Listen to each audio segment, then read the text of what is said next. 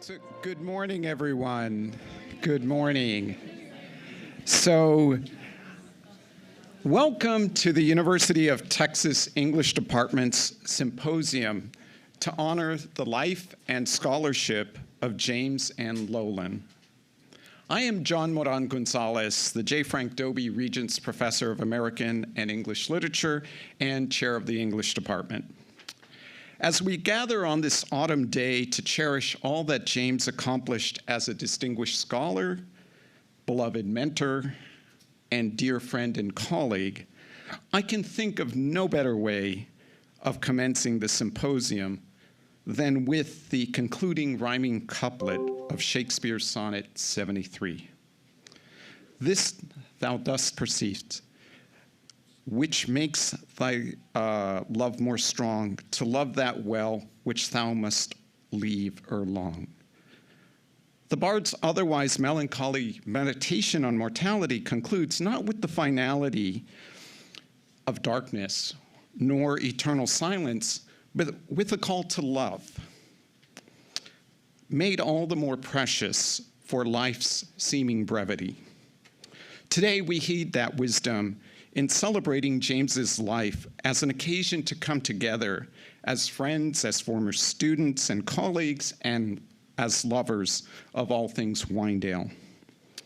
And I would be completely remiss if I did not mention that we are honored to have present she who loved him best, Laurel Loehlin.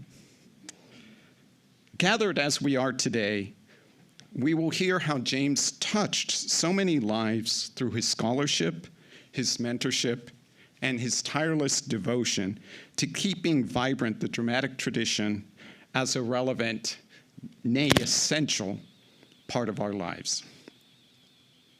This symposium would not be possible without the hard work and dedication of Clayton Stromberger, James's collaborator in the vital work of the English Department's Shakespeare at Wynedale program.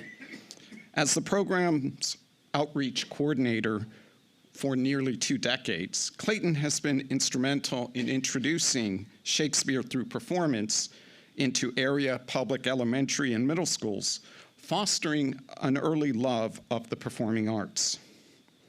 Together with Emma Watson, the program's administrative manager, and the entire staff of the English department who helped stage today's event, Clayton undertook this labor of love so that we could gather together to honor James Loehlin. Please join me in welcoming Clayton to the podium.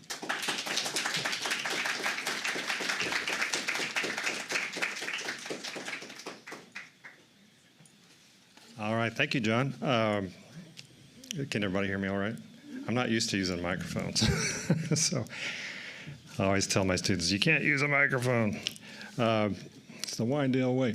Well, thank you, all of you, for being here, and thank you to those people watching on the live stream or watching in the future on the recording.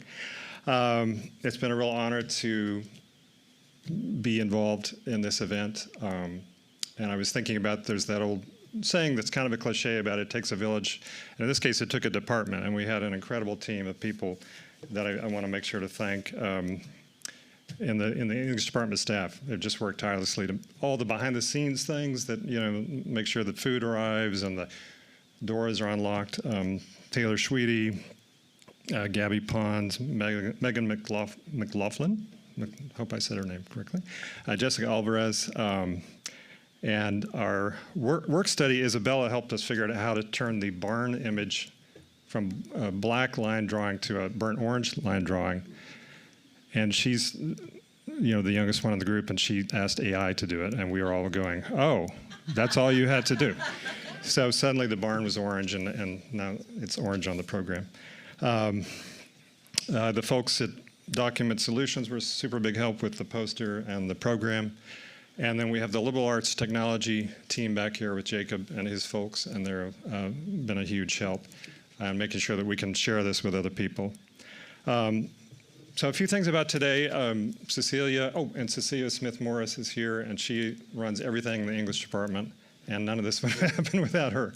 So thank you, Cecilia.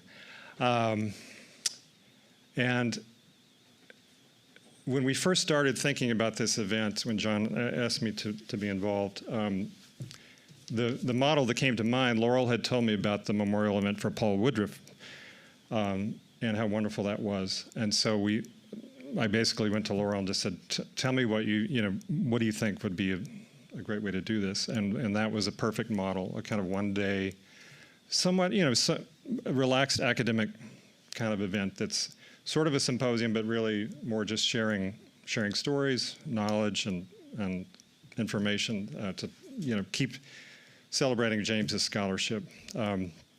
We've had some amazing events. The Memorial for James that Laurel and her former students, Cleopatra's Women, organized, and some of them are here today.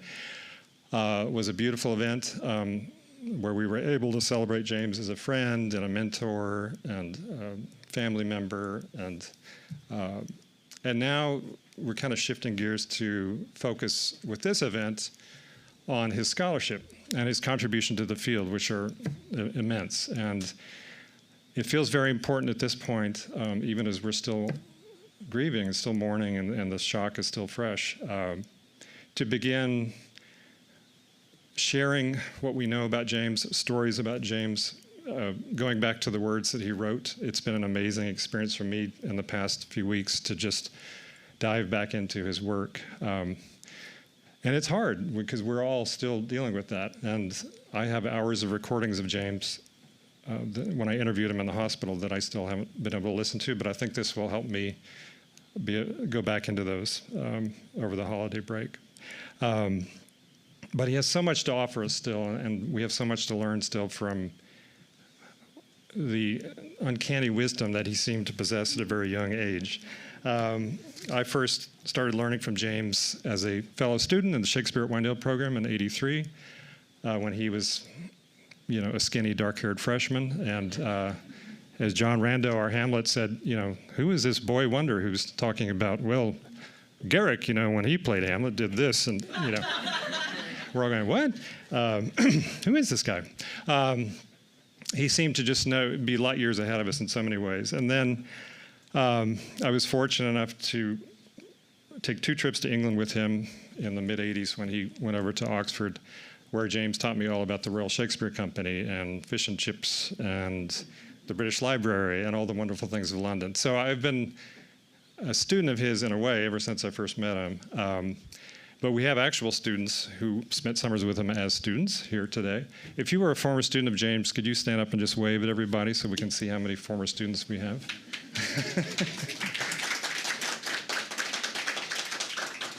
And Matt, you would count, right? Or were you a teaching assistant that summer? Matt played Lear famously out at Wendell for one summer with James's class. Famously, yes. I remember it well. So Cecilia asked me to say a few things about the building first real quick, sort of logistical things. The restrooms are down the hall. If you're somebody who needs your Diet Coke, there's a Coke machine downstairs. The doors to the courtyard open for when we have lunch. So lunch will come about 11:45. We'll be setting up here, but then they lock. So as Cecilia said, you need to be on the buddy system. But we have a team of wonderful volunteers who got here early, and thank you all you Winedalers who came early. I've asked them to help keep an eye out for people who are stuck outside with their food tray. Let's see. All right. Now I have to keep an eye on the time. We've got to keep to our schedule. Okay. I want to also acknowledge that James's sister, Jenny, is here with her fiancé, Mike. Very excited that they're about to get married. And James's sister-in-law and her husband, Holly and Jeff, are here also.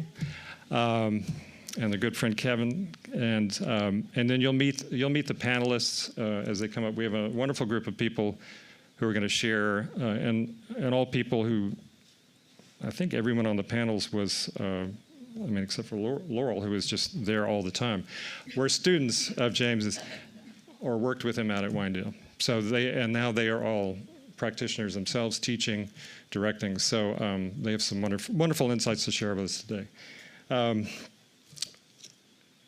let me just make sure there wasn't something else I needed to say. Okay. All right. Our first, I thought, as we planned this event, I got wonderful ideas from everybody, and one of them was from Bill Worthen, who's a mini keynote speaker, who knew James back in the 80s. He suggested some kind of film, like a video maybe, about Shakespeare at Winedale. And I sent a lot of images and video to Rob Moncrief, who is a former student of James's, who lives in New York, who can't be here today.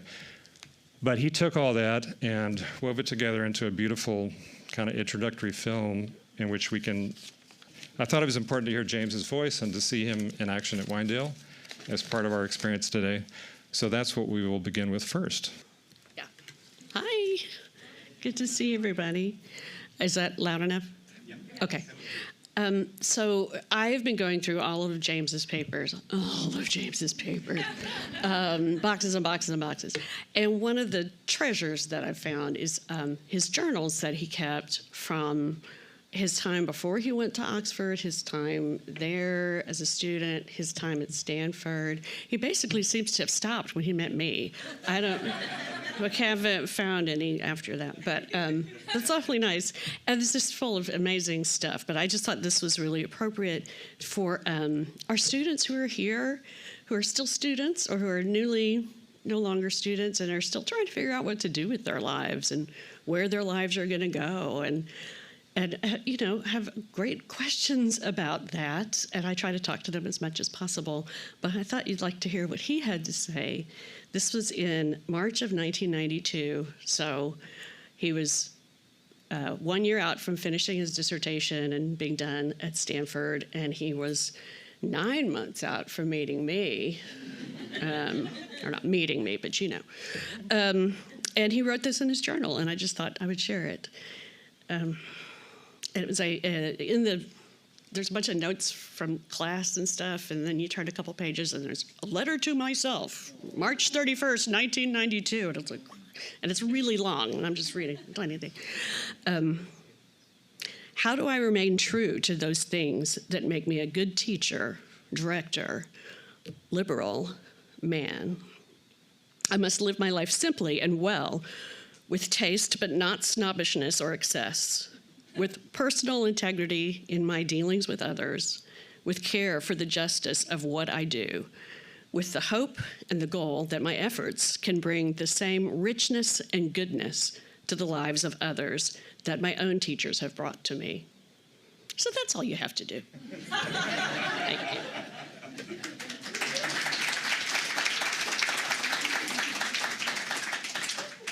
Yeah, and that does this mic work also? That last sentence reminded me that James was a professor's kid, and he knew that world really well, and he adored his professors. And I know that Paul Woodruff was very important in his life, and of course I remember Neil McGaw, and who were others that you, and then of course Jim Ayers at Winedale, Carol McKay right here, yeah.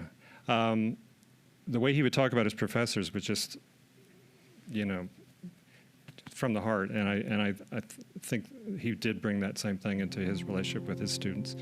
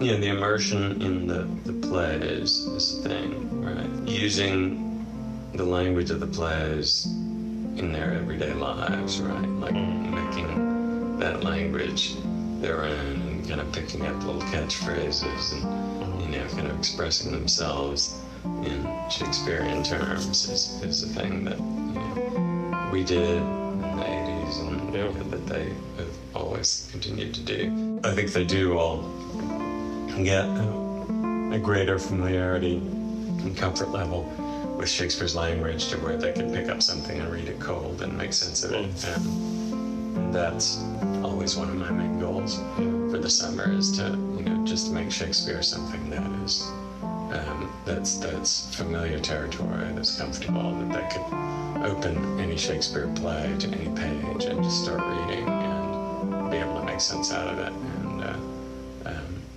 and read it aloud in a way that communicates meaning, even if they are seeing it for the first time.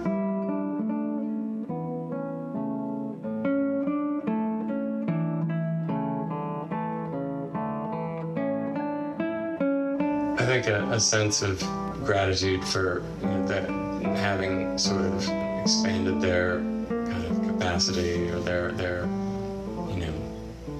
belief in themselves or the self-confidence. I think the friendships that they make, there's everything they really value, being part of that community, that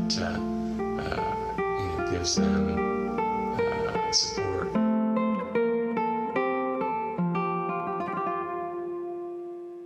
Really gotten to know, a lot of really special people and then also, even like students that, weren't necessarily, big standouts in the class when they were there, that I hear from them years later, that it really meant something, and that, that means a lot to me, so.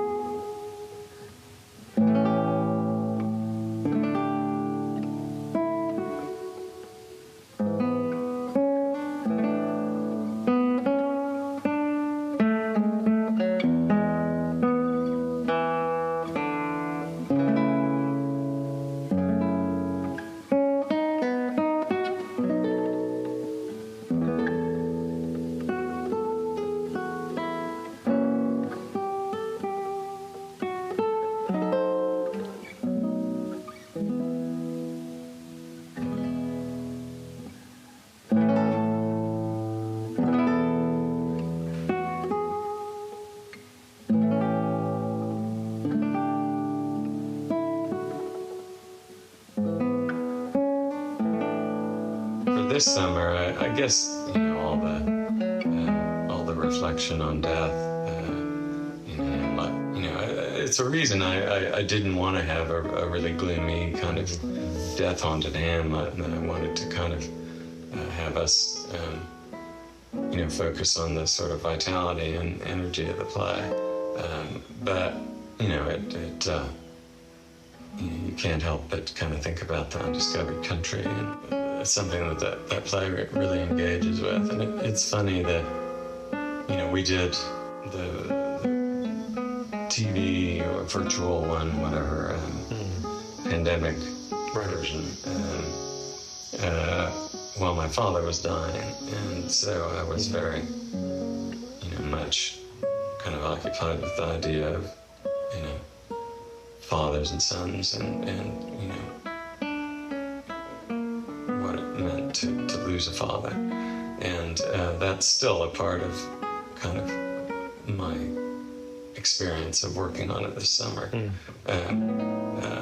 But, also kind of, recognizing, that, one's own mortality as well is a part of working on that play. And I see Hamlet as someone mourning for his father's death and confronting the inevitability of his own death.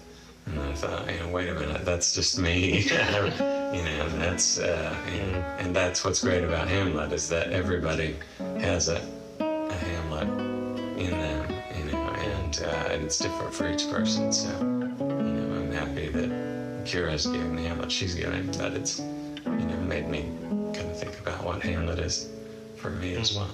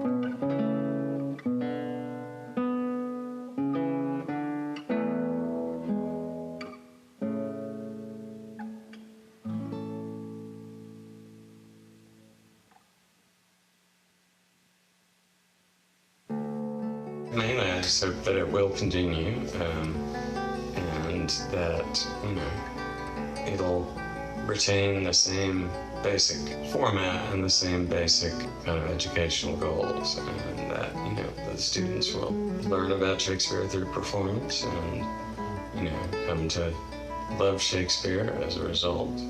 There will continue to be, audiences and, interested and supportive parties.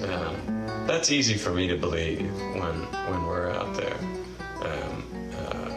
It seems not, inevitable or like that the program is, is indestructible, but it just, seems like people will keep coming back for this, students as well as audiences. It's something that the university can support, and I think there's a lot in the sort of basic makeup of the program and its educational value, and its kind of value in terms of students' sort of personal development and so forth, that leads to that. But I think it's also Shakespeare that like Shakespeare is worth this kind of effort and rewards this kind of effort, and the audiences find it so rewarding. I feel like, again, in academic Shakespeare circles, we might sort of feel like, Shakespeare is on his way out. But in the minds of the general public, I think there's still a lot of value there. And certainly our public and our students really find and embrace that value. And that's what I would like to see continue to happen with Shakespeare at Wyandotte.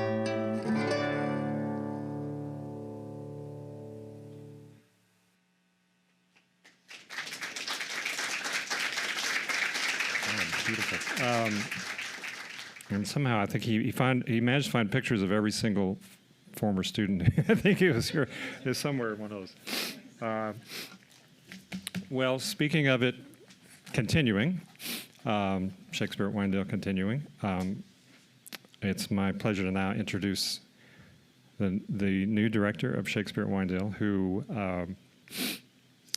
has been on the scene starting this summer, and it's been an amazing experience getting to know Katie and to see her embrace the Wyandotte community and get to know Laurel and Doc and Robin, and Robin's here, I think.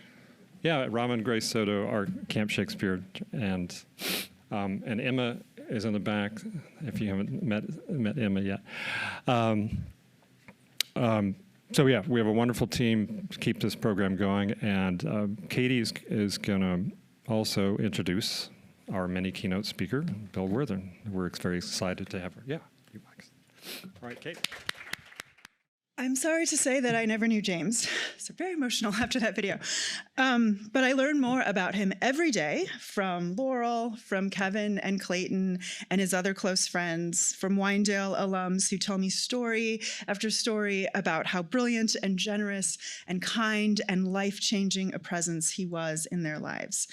I learn about him from my new colleagues who go out of their way to tell me how much they loved him, and from James himself when I read his scholarship.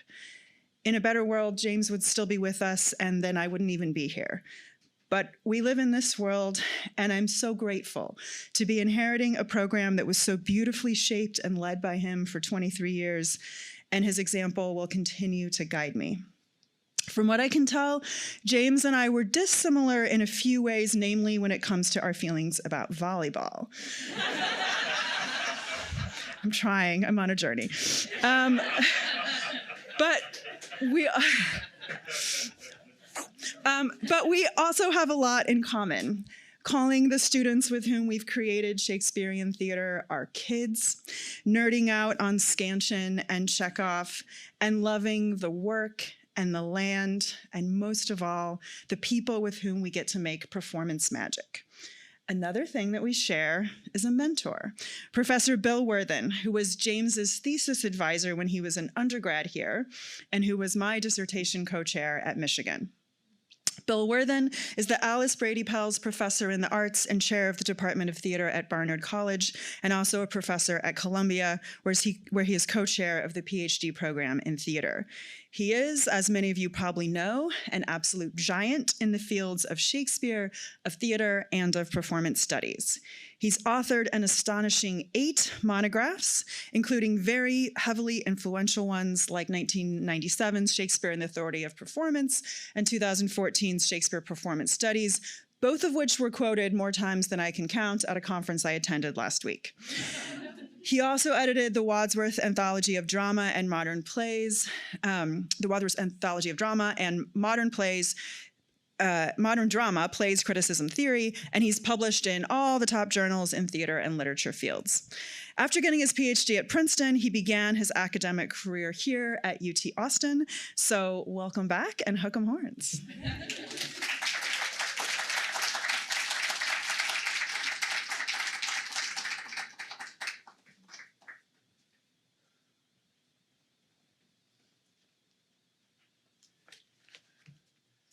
I was told this is a mini lecture, which is about right.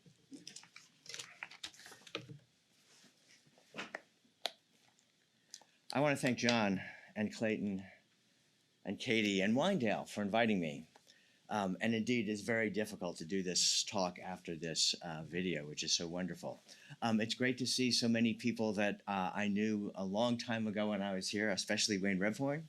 And it's really a pleasure to be back in this, my home department, the department I always think of as having made me, and to have the chance to celebrate James. Okay, I want to begin by remembering a hot summer day. It was 40 years ago, August 1981, more than. I had just arrived in Texas, a beginning assistant professor of English. I was wandering around a more or less empty Parlin Hall. I was probably sweating.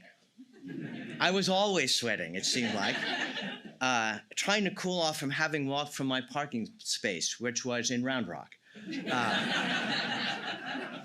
I had brought my trusty Toyota covered in black vinyl on the inside and, of course, lacking air conditioning. Who needs that? Anyway, on the bulletin board next to the main office, I saw a flyer for a Shakespeare festival, Shakespeare at Windale. The sign noted that the plays were running in rep, acted by undergraduate students, and took place somewhere called Round Top. So I checked a map. I called a number from home because our offices didn't have phones that you could make off-campus calls in those days. You remember telephones? They were plugged into the wall. I got tickets for the Saturday evening performance of The Winter's Tale, and windows wide open drove the 90 minutes or so to Round Top. I don't know what I was expecting of the performance, but I know what I had in mind for the venue. Properly rigged out as a theater, a barn, of course, but with lights and seating and protected from the elements. And of course, air conditioning. You can fill in the blanks, naive, East Coast, what you will. That was me, still is. What I found, as you all know, was indeed a barn, a quasi-Elizabethan thrust platform stage at one end, a dirt floor with folding chair seats, and sections of the walls that flipped up to allow the air to circulate, which on that sultry evening it just refused to do. Baking in the sun all day, by nighttime the theater was a furnace, the head-splitting heat and humidity cut only by the sharp twang of a sound that, like everything else, was new to me, Texas Shakespeare. Over the decade and more that I lived in Austin, I became more used to the climate. I learned that the afternoons in Round Top tend to be breezy while the evenings are still. I saw performances at Windale most years and enjoyed them. But after that first exposure, I drifted toward matinees. Since I had more or less just arrived in Austin, Windale was my first encounter with UT students, who in various ways, in composition classes, large lecture classes, little small seminars, I quickly came to know and respect. This would be, in terms of this video, the black and white era, just by the by. This would be a much better story if I had seen student James at Windale that summer, but I didn't. His first summer was 1983. In any event, I met him soon enough among a cohort of students in and out of Windale, sometimes in classes I was teaching, Shakespeare, a tiny seminar on contemporary British drama, and often at our colleague Linda Booze's house. She held free-form play readings, mostly of plays by Shakespeare's contemporaries, James, Bill Friedman, Jeannie Fontaine, Kathy Catmull, a really splendid group. But it was James with whom I had the longest and most varied connection. This will sound a little weird, and perhaps it is, but I came to know James in much the way I know a lot of people. At UT, we talked often and at length about his ambitious senior thesis and Plan 2, a production of All's Well That Ends Well, in a theater space a little like the Globe just across the river. About the essay, we talked about the essay and director's notebook that accompanied it, about his Marshall application and plans for graduate school. But after that, I met James in person perhaps 15, 20 times. Once when I drove from Berkeley down to Stanford before he finished his degree there. Many times for a drink at a Shakespeare Association meeting. Once here in Austin in the 90s when I was giving a talk. I always liked seeing him talking about new projects he had in mind, catching up. But now, James and I were both professionally interested in Shakespeare performance, and we didn't always agree about it. That was, in a way, one of the running themes of our little meetups at the SAA. He thought I gave too little, or perhaps just too theoretical, too wispy weight to the language of the plays, perhaps even to their design as dramatic poems. I thought I was just giving a different kind of weight, but he wasn't wrong to call me out. And sometimes it was just a question, and this word was in the video, taste. I still remember talking to him after I'd given a paper about the Baz Luhrmann film Romeo plus Juliet, a film which I thought then and still do think is one of the most engaging, interesting, imaginative, best Shakespeare films ever. My taste. No doubt I said something like that about it, and I still remember James's reserved and yet perceptibly growing bemusement. And I don't need to try to do his voice, which I couldn't because you just heard it. He said, "You liked Harold Perrineau's Mercutio." Pausing. But I mean, he didn't have a clue what he was talking about. That was the James I knew in person. Really from the time I knew him as a student. Straightforward, funny, watchful, and in a good sense, taking no prisoners. Many of you knew James as a colleague or from months on end at Winedale in the summer or as a fellow Austinite, perhaps. But as I said, much of my relationship with James came to me as it does with many people I know but don't see that often, through the intimacy of reading. James's scholarly work was in a rich and important vein, documenting the ways the changing dynamics of theatrical production speak to the shifting relations between and shifting understandings of dramatic writing. As a writer, James was less a theater historian per se than a performance historian. And I think it's fair to say that in his books, James had a specific audience in mind. His students, our students, many of you. That is, mainly literature students who can learn something about the plays they're reading by understanding some of the critique and some of the crises that have emerged from performing the plays as theatrical events. This address is amplified or materialized by the kind of books James often wrote. Books about single playwrights, or about a single play in a student-oriented series. The Cambridge Introduction to Chekhov, the Plays in Production volume on Chekhov's Cherry Orchard, the Shakespeare Handbooks volumes on Henry IV's Part 1 and 2, and on Marlowe's Dr. Faustus, the Shakespeare in Performance Henry V and Romeo and Juliet, as well as editing with David Kornhaber, Tom Stoppard in Context. Anyone who has done this kind of writing, as I have, knows better than to dismiss its scholarship. Rather than repackaging some deadly best that has been thought and said, this kind of book requires something else. To take a stand, to synthesize contemporary scholarship into how you represent it. And this is James's real talent, to write with clarity, grace, and directness to an audience who may largely be thinking about this play, about any play, for the first time. But this audience isn't only students. It also includes those ringers, their teachers, the rest of us. And I think for this kind of book really to do its work, they, that is we, need to learn something new as well. The form has its constraints, but I think in the right hands it's no more a straitjacket than, say, a sonnet or iambic pentameter or realist melodrama, a structure that provides the opportunity for originality. Now, James's writing and editorial work was focused, of course, mainly on two very different, perhaps paradigmatically different playwrights, whose work articulates strikingly different conceptions of dramatic language and action, Shakespeare and Chekhov. In Shakespeare's plays, every word means what it says. Language is always adequate to what the character wants to say, even when, and Dogberry here comes to mind, that character is almost supernaturally befuddled when it comes to words. For Chekhov, though, nothing means what it says. And sometimes, and I'm thinking here of Masha whistling at the beginning of The Three Sisters, making noise means more than anything anyone can actually say. I wish James had told me this anecdote, but he didn't. It comes from another old friend, a Russian actor, who pretty well captured this aspect of Chekhov's writing for actors. You know, he said, when you're acting in a Shakespeare play, the job is to say what you mean and mean what you say. But Chekhov, he paused for a moment, in a Chekhov play, when you say, I love you, it means I hate myself. Really good.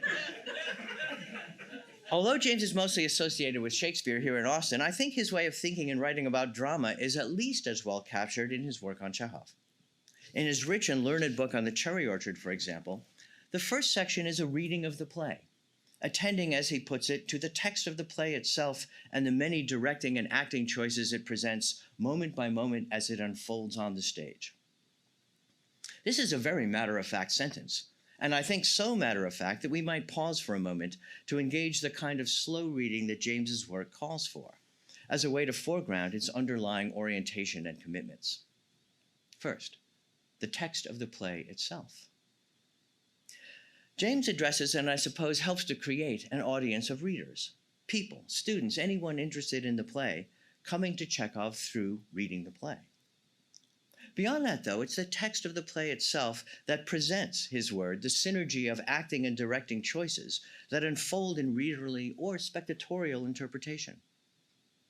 That is, for James, these choices don't arise outside the play in the fetish of stage practice. For him, the practices of acting and directing realize, manifest, complicate, and materialize the innate and innately theatrical work of the play. This work was imaginatively inscribed by the author, and those opportunities are still there, demanding our careful, energetic attention as readers. For James, as he puts it elsewhere, this is how texts work, and his task as a writer is to call attention to the particular details encountered in reading or staging them. Now, if you think this is a kind of prescriptive pedagogy, you're wrong. You might remember the opening stage direction of The Cherry Orchard, which I want to read for you now. So, there's a room, which is still known as the nursery. One of the doors leads to Anna's room, half light shortly before sunrise. It's May already, and the cherry trees are in blossom, but outside in the orchard, it's cold, with a morning frost. The windows are closed. So this is realism. The object world is vibrant with expectation, especially those cherry blossoms lurking out there in the cold, the image that inspired the play. But James's reading of this scene begins well before the blossoms show up, energized by what may seem an utterly negligible word, still. The room still known as the nursery. These directions, he said, immediately raise questions, both of practical stagecraft and interpretation. Why still known? I'd like to read a little more from his comments on this stage direction. Is this a way, he asks, of indicating that the house is stuck in the past? Or a suggestion that the family are in some form of retarded infancy? Or is it that Lyubov Andreevna refuses to let her daughters grow up, perhaps as a way of staving off her own advancing age? Perhaps there's a hint of the dead Grisha, who, after all, would have been the last to occupy this room. Has it been left unchanged as a sort of morbid memorial? In the theater, the suggestion of an ongoing infantilizing energy is usually materialized, as James goes on to say, in child-sized furniture or toys or rocking horses or little toy trains strewn about the stage. Perhaps there's a lot of possibility compacted in that little word, still. But Shakespeare.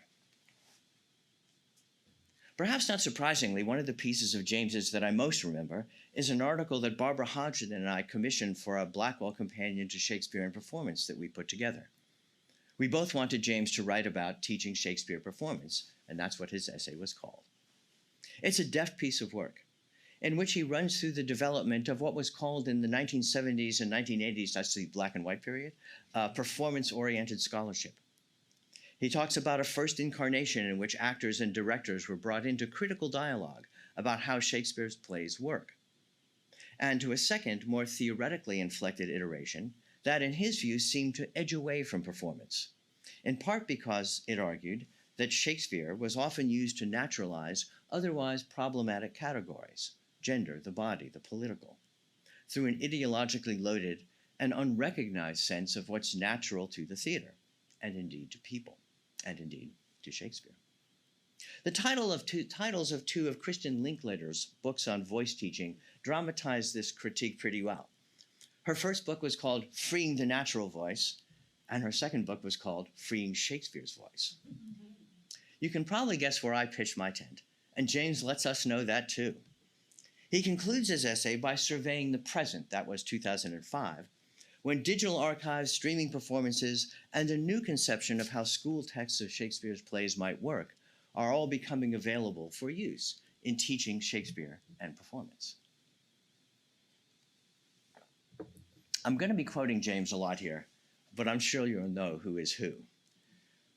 Most of the essay dramatizes what he calls the virtues of performance for teaching, which we've heard very well about directly from him here. That is, ways students can use aspects of performance to develop a richer understanding, a kind of intellectual and physical intimacy with Shakespearean writing. The piece isn't a list of teaching techniques, but James does outline some provocative classroom exercises. He's a fan of memorizing and speaking aloud, as many of you no doubt know, a way of gaining, his words, a particular command of sentence structure, word order, meter, linguistic register, imagery, rhetorical devices, indeed of the entire panoply of effects through which language becomes a register of human action and identity. That's what you get from memorizing. For James, again, the sound of Shakespeare's language plays some part in the meaning, and so an awareness of assonance, consonance, rhyme, rhythm, and the like contribute to a student's knowledge of the text. For me, one of the most memorable moments in this essay is when, and here that Chekhov comes back, he urges his students, quote, to try to create a subtextual mental process that will lead them to need the particular word the play gives them, but to combine this modern method approach with something else, what he calls the rather medieval discipline of copying out textual selections exactly in longhand as a way to gain access to the rhetorical complexity of the lines alongside the psychological complexity of characterization. This kind of teaching, he says, over time enforces a self-consciousness of interpretive decision and the need to clarify and defend it, an awareness of the different challenges of acting in Shakespeare's theater and in ours. And perhaps most important, it helps to provide a sense of what he calls ownership, of having a uniquely personal stake in a vision of the work. Now, Barbara and I had invited James to write for our collection, hoping that he would write about Wynedale, and of course he didn't disappoint. He concludes the essay by talking about Wynedale at length, as a kind of proving ground for the teaching he values. First, he overviews the features of Wynedale, and you can see how James's attitude toward Shakespeare and teaching developed, and why he was such a natural when he returned to Round Top. Many of the features of the program, like the teaching that he describes for the classroom, are what would now be called student-centered. There were no directors, designers, or technicians. It was an ensemble effort, every rehearsal a performance. And since each encounter is a performance, there is, in a sense, no final product. As in class, performance is experimental, going forward, or just going somewhere, charting a new understanding, one that may come back tomorrow or may never happen again.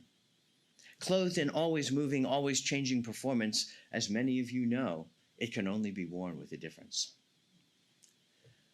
Okay.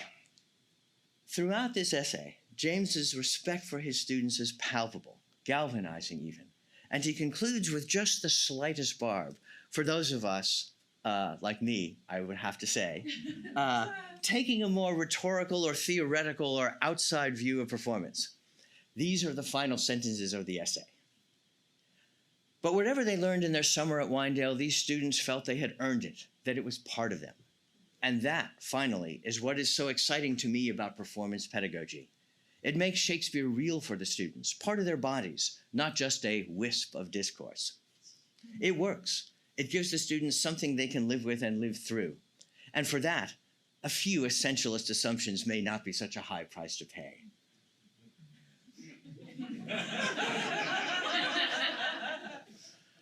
Now, James knew that I would be the first reader of that sentence. And he probably knew what I would react to. Essentialist assumptions? But the real turn is wisp of discourse. I smiled when I read it. I'm smiling at it now. Like I said, take no prisoners. I'm looking out here at some colleagues, a few of my own students, and some almost students of mine. Many of us, most certainly the alumni, the changelings of Wynedale, knew this James close up and in person. I'm really looking forward to the rest of the day. Thanks again for the chance to think about James and Wynedale and all they did and have done and will continue to do since that hot, hot, hot summer day. Thank you.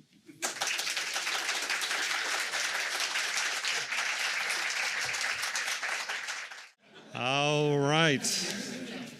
Let me introduce our first panel here. Lend me, friends, Romans, countrymen. I use that with my outreach students, but I changed it to country people, and I had a kid came up to me, he said, I said that to my mom. She said, that's not right.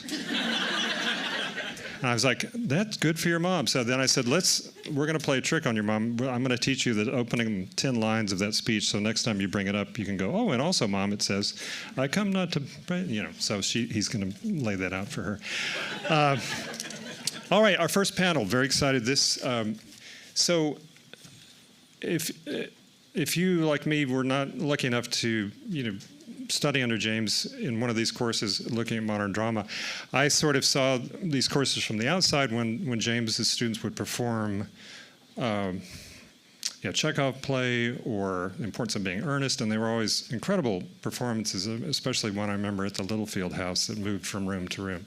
So we're going to focus first on modern drama. So let me introduce our two panelists here. You know Liz Fisher from her long experience with Shakespeare at Wyandotte. Liz is a longtime program coordinator, constant presence under the tent at Wyandotte. She's now assistant professor at the University of the Incarnate Word and a professional theater director with work at the Kennedy Center, Pittsburgh Public, Dublin Theater Festival, and the National Academy of Television Arts and Sciences Emmy Awards. With her is a colleague of James's from the English department, David Kornhaber. And David also was very instrumental in the early stages of helping me plan this event and Zoom session, so thank you, David, for that. A lot of great ideas. David is Associate Professor of English and Comparative Literature at the University of Texas at Austin. He's the author of Theater and Knowledge and the Birth of Theater from the Spirit of Philosophy, Nietzsche and the Modern Drama. In 2021, he worked with James Loehlin as co-editor of Tom Stoppard in Context. And in 2022, he and James worked together with the Harry Ransom Center to organize the conference Tom Stoppard in Context, an online symposium, bringing together scholars, journalists, archivists, and others around the world for a day-long conversation on Stoppard, and I'm probably saying it wrong, Stoppard. Is it Stoppard? Sorry? Okay.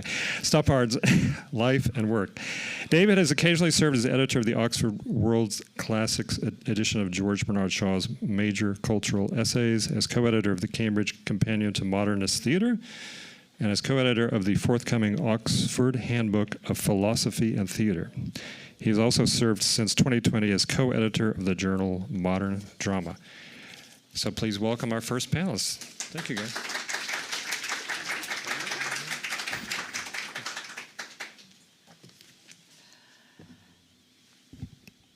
Hello, friends. So today, we're going to talk about lessons in subtext, and I'm going to begin with a quote from James. Like the works of Shakespeare, Chekhov's plays lend themselves to multiple legitimate interpretations. As they unfold on the stage, subtle nuances of inflection, gesture, and characterization can send the plays off down myriad avenues of meaning. Yet any successful Chekhov production will highlight the qualities that made Chekhov's plays unique. A balance of interest among a large cast of characters, an attention to the subtleties of social interaction, and an awareness of the powerful submerged longings that animate even the most apparently mundane lives. This is how James introduces his chapter on Chekhov's later plays in his book, The Cambridge Introduction to Chekhov.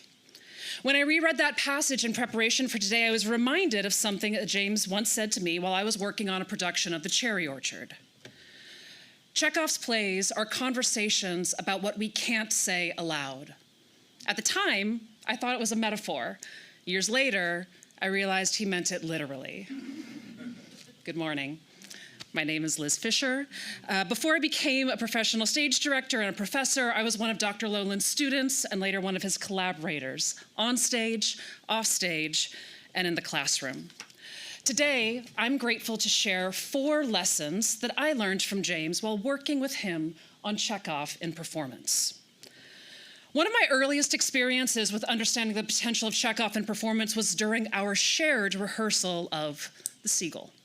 I was a new to Chekhov Masha, trying to understand what made this play special, and James was Dorn, an insightful doctor who was infinitely patient with the younger generation's follies. We were working on the French scene between Masha and Dorn at the end of Act 1, and I was struggling. I knew what to do with my hands, but I couldn't quite understand the emotional logic of the moment. Masha begins the act in mourning for her life and ends it in pain, insisting that nobody knew how much pain I was in. And while our director spoke about a great transformation happening within her, I couldn't see much textual change. James, always careful not to direct his fellow actors, offered a thought. What if Masha isn't being honest in her opening line? Instead of treating her words as confession, I began to see them as strategy, a defense against an unwanted admirer. Suddenly, the possibilities of hidden truth opened up. Later, when working on James with Uncle Vanya, I watched him encourage his actors to treat every line with skepticism. If the words say, "I'm happy," he'd say, "Are you really?" James often reminded us that Chekhov's text itself is built to be incomplete. In his introduction to Chekhov, he writes that Chekhov's endings close in a state of interpretive openness. Chekhov's later stories end when the protagonist has begun to reflect. The thoughts and recollections of the hero are a projection of the presumed thoughts of the reader. Meaning, it is invited. It is not delivered. In other words, the text refuses to tell the whole truth. Characters speak, but their words only sketch the outline of inner life. And so, this is our first lesson. Question the speech. Search for the hidden truth underneath. As James wrote in the Cherry Orchard plays and production, to realize Chekhov's detailed stage action requires hundreds of individual interpretive choices, each of which colors the meaning of the play as it unfolds. Truth in a Chekhov play is elusive and relative. It evolves as the whole piece comes into focus. It takes a careful hand and a careful ear to align those choices so the hidden truth can sing out. So if lesson 1 is about reading Chekhov's text with skepticism, then lesson 2 is about performing him with honesty. James wrote that actors, directors, and designers are challenged to embody the overheard snatches of conversation, the quirky acts and habitual gestures as poetic moments or images of human truth. And knowing that Chekhov took plenty of issue with artists' interpretation of his work, Stanislavski, sorry. How does a director go about finding the deeper meaning in these plays? James's answer? Questions. What's really happening in that pause? Why does your character stay in the room? These weren't tricks to guide students towards his own interpretation. Much like Chekhov, James believed that asking the right question mattered more than providing the right answer. Chekhov himself once wrote in an 1888 letter to his publisher, Alexei Suvorin, "You are right to demand that an author take conscious stock of what he is doing, but you are confusing two concepts, answering the questions and formulating them correctly. Only the latter is required of an author. It is the duty of the court to formulate the questions correctly, but it is up to each member of the jury to answer them according to his own preference." It was James's ability to formulate the correct question that helped his actors unlock the subtext of their performance. During a rehearsal of the Cherry Orchard in his modern drama course that I observed, the actors playing Varya and Loehlin were struggling with their devastating farewell in Act 4. They spoke politely about trunks, travel plans, the weather, while the love that might have been dissolved in silence. But the scene fell flat. The actors were only focused on logistics. Finally, James asked the actress playing Varya a question. What would happen if you said, "Tell me you love me," after each of your lines? He wasn't asking for textual edits, but rather for an exercise in embodied subtext to help her feel it, to let that unsaid plea vibrate under every word she spoke. Suddenly, the air in the room changed. Each small, practical phrase, "Where are you off to?" Anyway, the thermometer's broken, became heartbreaking. The ache beneath their civility came alive. James explains in his book that the Cherry Orchard is built on emotional contrast, the constant collision of public cheer and private pain. Discussing the Act 3 party scene, he writes that Chekhov uses the division of the stage for effects of irony and contrast, placing festive chaos beside profound distress. He actually compares the scene to a danse macabre, where the actors whirl around in a tedious dance, not knowing what the earth on which they are standing will be sold out from under their feet. This is the same architecture at play in the Varya Loehlin scene. The calm surface, the turbulent interior, the dance of outward composure and inward devastation. It's not an accident, it's technique. Emotion strengthened through contradiction. That's exactly what James wanted the woman playing Varya to access. Not a correct reading, but an emotional countercurrent. A truth felt under the surface, not spoken on it. And thus, our second lesson. Subtext isn't what you hide, it's what you carry in tension. James describes this tension in Chekhov's reality, saying that Chekhov denies his characters the grandeur of tragedy, grounding them in a quotidian reality and qualifying theatrical suffering with astringent irony. For James, that meant teaching actors to hold two incompatible emotions in the same breath: hope and resignation, passion and restraint, joy and loss. That's Chekhov. And that was James. Moving from these lessons of open meanings and embodied subtext, our next lesson explores how Chekhov actually builds his plays, the deep dramaturgical logic that underlines all of the silences, the pauses, and the contradictions. James often returned to David Margashak's idea of indirect action, a principle that Margashak defines in Chekhov the Dramatist as the real drama takes place not in deeds, but in the feelings and thoughts that the deeds evoke. The audience witnesses events indirectly, and the inner life of the characters does the work of the plot. But James also insisted that this wasn't only Margashak. Chekhov himself designed his plays this way, the play happening between the lines of action. In his introduction to Chekhov, he writes, "Things do happen in Uncle Vanya, of course, but many more things fail to happen. It is a play about disappointments and painful recognition." That line, "many more things fail to happen," became a kind of dramaturgical compass for James. In his rehearsals, the first question he'd often ask was, what doesn't happen in this moment? He'd ask students to map all of the things that don't happen in this scene and then trace how those absences shape what the audience feels and understands. Because for Chekhov, the action is not the event. It's in the interruption, the refusal, the near miss. It's the pattern behind the dialogue, the architecture of withheld desire, a door left unopened, a confession delayed, a character exiting too soon. These are not incidental. They are the scaffolding of the drama. When working on Uncle Vanya, he pointed to the end of Act 2 as one of Chekhov's cleanest demonstrations of indirect action. Yelena and Sonia finally find ease with one another, and Yelena sits down to play the piano, a rare opening for intimacy. But Sonia returns from her offstage errand carrying the professor's verdict. Neltsia, it is not permitted. A hammer of negation on the entire act. The direct action is simple. Yelena never plays, they never share their music. But what struck James and what he wanted the actors to excavate was the moment after the refusal, the space Chekhov leaves blank. Chekhov only gives one instruction, a stage direction: pause. And James would say again and again, whole universes are possible in that pause. So he pushed the actress playing Yelena to explore not the action, but the absence of action.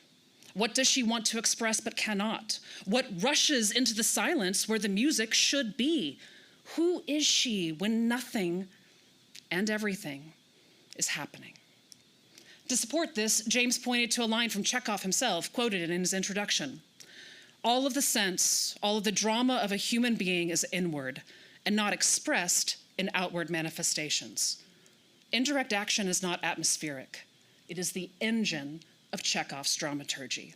So lesson 3 is not about performance or emotion. It's about seeing Chekhov's dramaturgy clearly. Therefore, lesson 3 teaches us true action in Chekhov's play is often indirect, unseen, or unsaid. James taught me that the invisible carries as much or more meaning than the visible. And that changed how I approach every play I direct. A script is not just cues and speeches, it's a network of possibilities and absences, a choreography of what doesn't happen. Chekhov's drama is alive in the gaps, the postponements, and the invisible choices. If the first 3 lessons taught me to read between the lines, to live the contradictions, and to recognize the architecture of indirect action, then this final lesson is about the ethics of interpretation, the responsibility of artists and audiences to remain open to Chekhov's ambiguity. James believed profoundly that theater, like life, should resist simplification. And Chekhov, he reminds us, insists on this. In his introduction to the plays, James writes, all 4 of Chekhov's plays end with some such interpretive problem. How seriously does Chekhov want us to take their expressions of reassurance? In other words, Chekhov never tells us how to feel. He leaves space for contradiction, discomfort, and doubt. James loved how Uncle Vanya ends, not with triumph or collapse, but with anticlimax. Life on the estate will go on as before.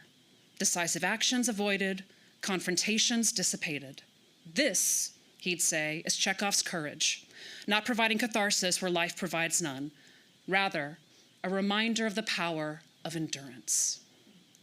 And in discussing the tonal mixture of comedy and despair, James quotes Beckett, "Nothing is funnier than unhappiness." That's Chekhov's terrain, where tragedy and comedy coexist so closely they become indistinguishable. I remember when James sat in on my rehearsal for the final scene of The Cherry Orchard, the family leaving, the estate sold, the orchard cut down. Some actors argued it should be tragic. Others wanted to lean into the farce. James simply said, both are true. Don't choose. Let the audience decide. And that was the moment I understood the 4th lesson. Great theater and great life is richest when it resists simplification. It's a lesson about humility, trusting the intelligence of your actors, the empathy of your audience, and the mystery in every human interaction. Chekhov invites us not to settle, but to sit in ambiguity, in contradiction, in the unresolved. James taught me to honor that invitation. Every time I stage a Chekhov play, I find myself listening the way James listened, head slightly tilted, attuned not to the line spoken, but to the one hovering just beneath it. Because the more I return to these plays, the more I realize that James had been preparing us from the beginning, teaching us how to hear what Chekhov hides, how to feel what he withholds, and how to trust what he refuses to resolve. Chekhov once wrote that in life, people eat their dinner, just eat their dinner, and all the time, their happiness is taking form or their lives are being destroyed. James taught me to stage the dinner and to let life, in all of its quiet devastations, unfold on its own. To trust what is invisible is not unreal, and what is unspoken is not untrue. And that, for me, is what these lessons in subtext have come to mean. Not a set of techniques, not even a way of working, but a way of seeing, a way of watching human beings contradict themselves, a way of hearing meaning slip between words, a way of letting silence do its work. James used to say that Chekhov's drama lies between the lines and in the things that fail to happen, but I think the same was true of James himself. His teaching lived in the questions he wouldn't answer, in the pauses he let linger, in the possibilities he refused to collapse into certainty. He showed us that the richest discoveries, theatrical and human, happen in those spaces. So when I return to Chekhov now, I hear 2 voices, the playwright's and James's. One, writing the silence. The other, teaching me how to listen to it. Thank you.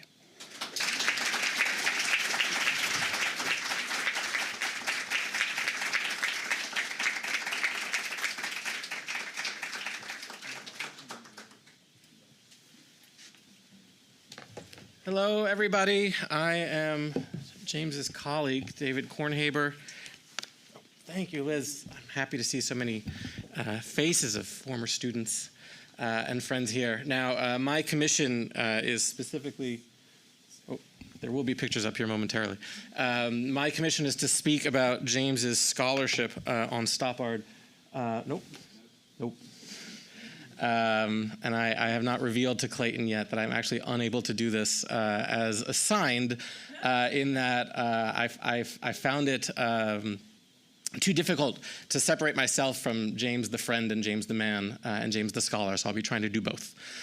So I'm mixing some personal recollections and reflections on the roles that James played in my own life and career, and then I will be reading extensively, well, time will determine how extensively from his work on Stoppard with some marginal commentary by myself.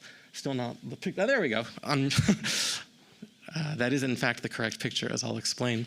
And then I'll have a small announcement that I'll be making at the end, which is not as exciting as maybe it sounds, but I'll leave that as a teaser. This is a picture of where I first met James 17 years ago. This is the Hilton Union Square in San Francisco. Back in those days, English professors did not celebrate Christmas because we were all going to MLA. So I was on a plane on Christmas Day in December 2008.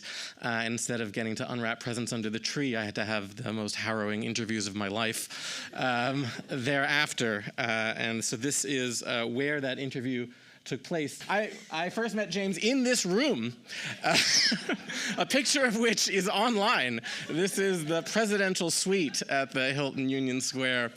James was sitting right there. And I was sitting right there, and Matt Davies was sitting right there, and Liz was there, and Alan was there, and Elizabeth Richmond Garza was over there. This was burned into my mind. And I've now recreated some kind of Freudian nightmare where I'm kind of like revealing all of this to you as one of the most stressed. This feels like a dream. In any case, this was the room where I had the interview for the job that landed me here in front of this podium some 17 years later. And I had done a tiny bit of research beforehand, and I knew that James was on the committee, and I thought, okay, he's the Shakespeare guy. And so, I should be ready for maybe a few Shakespeare questions. And James's first question to me was about W.B. Yeats. This is for a modern drama job. I was going to try to be the modern drama guy here. And he proceeded to ask me about 1956 and why that was important in British theater history. And if any of you know your British theater history, that's the year that John Osborne's Look Back in Anger premiered. So I thought, okay, the Shakespeare guy wants me to talk about John Osborne and Look Back in Anger. So I did a little of that. And he said, but what about the Berliner Ensemble and their tour in 1956 and the 3 German language productions that they did that year? They wouldn't do English language productions in England for another several years. I thought, who is this man?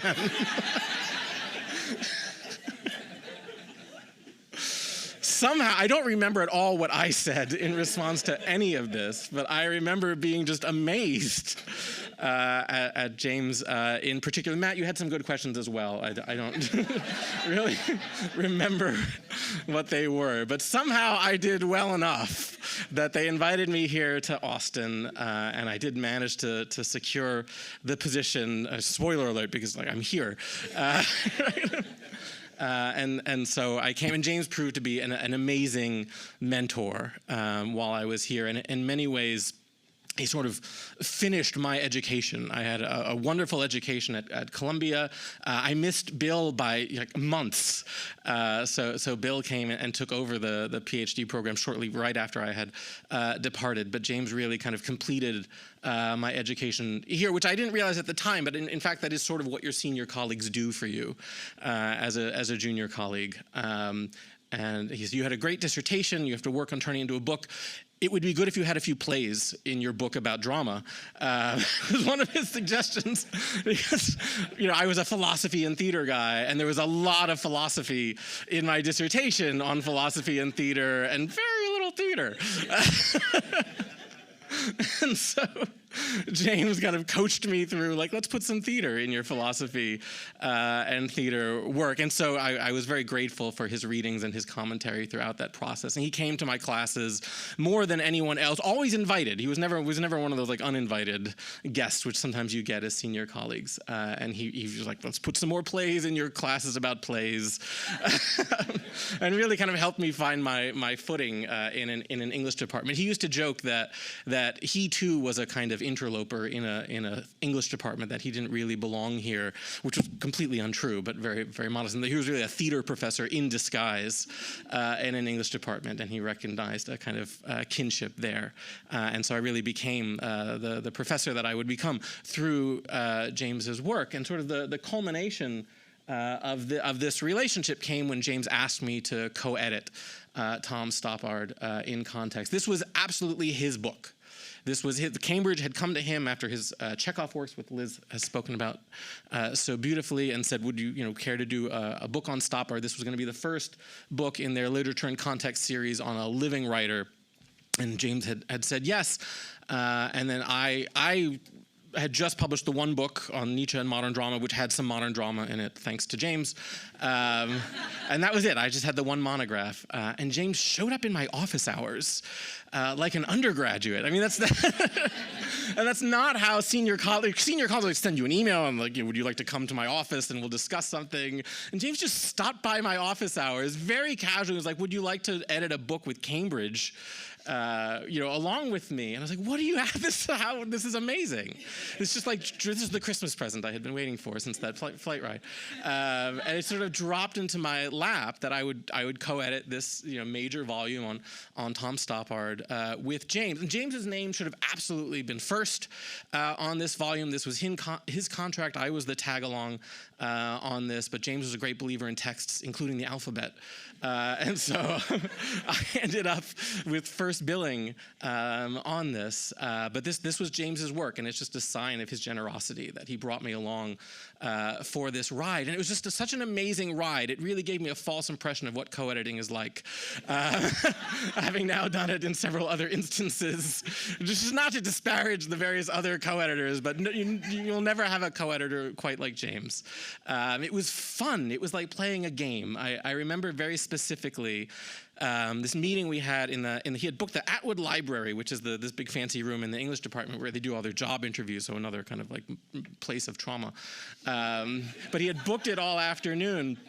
And he had brought all these cards, very nicely done. And in my memory, they're laminated, though I don't think that's actually true. I don't think he went that far. But he'd made all these cards. So the remit of these volumes is to talk about all the various topics that might be related to the author in question. With Stoppard, that is a lot of topics.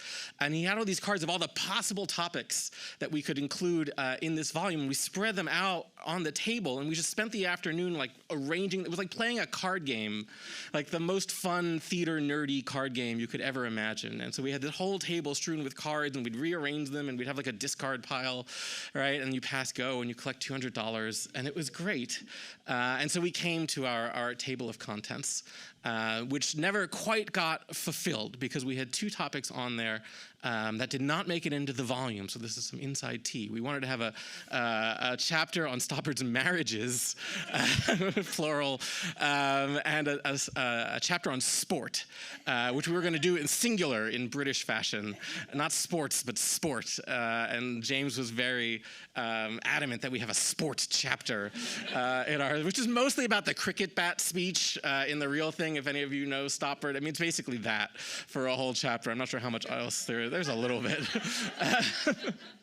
But we sent out all these invitations and we were going to have a Shakespeare chapter and we were going to have a philosophy chapter. But we made this kind of like suicide pact between the two of us that whatever we couldn't get someone to cover, we would cover. And so the joke was like, we're going to end up writing marriage and sport. So James was he was going to do sport and I would do marriage somehow, this kind of gossip column of a chapter. Fortunately, fate intervened, and James had reached out to James Shapiro, eminent Shakespearean, also at Columbia, to see if he wanted to do the Stoppard chapter, and James Shapiro was not able to do it. And I had reached out to Martin Puchner, an eminent figure in theater and philosophy, and my dissertation advisor, and he wasn't able to do it. And so we had 4 chapters left. We had Shakespeare, philosophy, marriage, and sport. And we looked at each other, and we're like, all right, we'll just cut marriage and sport. You do Shakespeare, I'll do philosophy. The fates have intervened, and all is as it should be in the universe. And so we proceeded as planned. And so I want to read to you a little from James's Shakespeare and Stoppard chapter. And I want to point out some things that are kind of quite remarkable that James does in there that he does not at all give himself credit for, but he deserves to. And so I'll give him credit now in front of this audience, because there are a few little amazing things that he managed to uncover in the Harry Ransom archive that he just kind of like casually throws into this chapter without making a big deal of it at all. Whereas if I had found these, this chapter would be in the first person, and the story of my finding these materials would absolutely be front and center in the chapter. So this is from Chapter 5, William Shakespeare, James and Loehlin. From the early success of Rosencrantz and Guildenstern Are Dead to his Oscar-winning co-authored screenplay for Shakespeare in Love, Tom Stoppard has engaged with Shakespeare for more than half a century of stage and film work. Stoppard's association with Shakespeare extends, in a way, to the shape of his whole career and the public perception of his role in British culture. When The Hard Problem was about to open at the National Theatre in 2015, a headline in the Independent newspaper referred to Stoppard as, quote, the modern Shakespeare. His decade-spanning career, moving from humble beginnings through youthful notoriety to lauded elder statesmanship, has affinities with Shakespeare's. So does his movement from showy, witty comedies through more ambitious, weighty mid-career masterpieces to searching late works of philosophical reflection. His work is also perceived by both actors and audiences as making demands analogous to Shakespeare's. In the Independent article, British actor Anthony Sher declared, quote, as an actor, the only modern playwright to present the same kind of challenges as Shakespeare is Stoppard, end quote. As Sher, who played Henry Carr in Travesties after a number of starring roles for the Royal Shakespeare Company, elaborated, people complain that Shakespeare is going to be too difficult to understand. Our job is to take those worries away and to somehow communicate meaning. It's the same with Stoppard. You can hear resonance there of what's already been said about James's approach at Wynedale and focusing on the language and making sure that everyone knows what they're saying, unlike Mercutio in the Baz Luhrmann Romeo and Juliet. Scher's comment reflects the intellectual and linguistic density that unites Shakespeare and Stoppard, but also acknowledges that for both writers, the crucial arena of success is the theater. In a 1982 speech delivered to the International Shakespeare Association, parentheses, which no one knew about. James found this speech. He was doing this speech that Stoppard gives on Shakespeare to the International Shakespeare Association and just drops it in here as if, like, this is a thing that people talk about sometimes. It's not. This is a major thing that James found to put in here. Stoppard talking about Shakespeare to Shakespeareans. Anyway, Stoppard expressed his belief that in spite of, quote, the extraordinary quantity of immortal writing, in italics, in the plays, it is Shakespeare's theatrical imagination that truly distinguishes his work. When we refer to Shakespeare as our greatest writer, we refer to him as the author of an event, not merely of a text. And again, you see James's bringing of the language and the theater together and finding in Stoppard's own voice a way to express his own convictions about those topics. The event-text dichotomy is one Stoppard often returns to in discussing Shakespeare, and it is notable that his ISA address is largely dedicated to notable Shakespeare performances, including Peter Brook's Dream and Lear, and a famous Oxford production of The Tempest, in which Ariel made his final exit across the surface of Worcester College Lake. I've heard James talk about that many times. Yeah. Stoppard, as a schoolboy, read Shakespeare with, quote, bewilderment and bafflement and keen disappointment, end quote. It was only when he saw Peter O'Toole play Hamlet at the Bristow Old Vic in 1957 that, quote, Shakespeare knocked me sideways, end quote. So again, James's belief in the power of the performance to bring the text alive. What Stoppard found, quote, repeatedly thrilling and timeless were the rapid, sharp exchanges which drive the action on, such as Hamlet's exchange with Rosencrantz and Guildenstern about the recorders. Is it not passages like these which keep Shakespeare vibrant in the modern theater even more than the great introspective speeches which halt the actions? That's quoting from Stoppard, and that we had a word count limit, but James is here referring to or Stoppard and James are referring to that encounter where Hamlet hands the recorder to either Rosencrantz or Guildenstern and says, "Can you play it?" I say, "I know not the method. And do you think me easier to play upon than this flute?" I'm not getting it exactly correct. Not as good at text as James was. But that's the idea. And for Stoppard, those kinds of exchanges are kind of the heart of what brings Shakespeare alive. Okay, we're getting to the next part where he's really doing something original here, James, that is. Given the influence of that production on his youthful imagination, it is not surprising that the earliest substantial engagement with Shakespeare in Stoppard's work was Rosencrantz and Guildenstern are Dead. Stoppard's first great success took London and New York by storm in the late 1960s, much to its impoverished author's delight. What's the play about, Mr. Stoppard? Quote, ... quote, "It's about to make me rich." Also one of James's favorite Stoppard quotes. The play began life as a one-act written while Stoppard was on a Ford Foundation fellowship in West Berlin in 1964.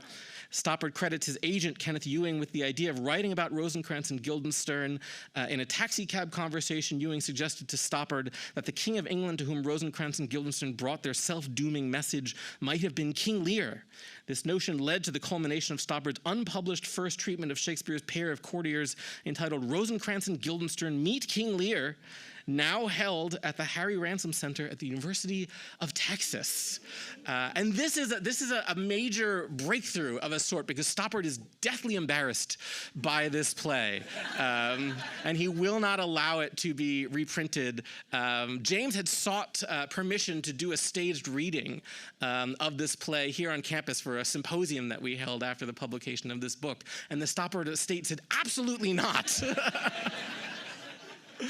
And so this play is very rarely, it's known, but it's very rarely written about or engaged with because you have to come all the way down to Texas and sweat in the heat and go through the archives there at the HRC to be able to write about it. But James, sat there with this text and then has several more paragraphs, which I will not read to you, unfortunately, because I'm looking at the clock. But I highly recommend that you go check this out. It's a mere $110. Because it's mostly supposed to be bought by libraries. But I'll send you a PDF. Just email me. Don't tell them I said that. In any case, but James goes on and talks at length about Rosencrantz and Guildenstern Meet King Lear, which is a fascinating little piece. It's not nearly as good as the real thing, or both the play, The Real Thing, but then also Rosencrantz and Guildenstern are Dead. Although I'll skip ahead and read this one little quote that he grabs from the text where James makes the point that Stoppard somewhat misguidedly writes a bunch of dialogue for Hamlet and the other Shakespeare characters in this kind of like faux Shakespearean style, and then decides that that's misguided and that for Rosencrantz and Guildenstern, it's only really Rosencrantz, Guildenstern, the player, and some of the other invented characters that he writes dialogue, and the Shakespeare characters just use Shakespeare's text. But he quotes this little passage of Stoppard trying to kind of do a Shakespeare pastiche as Hamlet. "I am mad with knowledge that were it known to the world would be as mad as I. My madness is not the decease of wit. There are games that I play within their games, and my madness is more sane than their wits could ever rise to." In his Shakespeare lecture, Stoppard admitted, quote, "It never occurred to me that my stuff might not look very good when it was up against the bard." Just a great little subtle Jamesian way of letting us know that he knows that Stoppard knows that this wasn't quite working.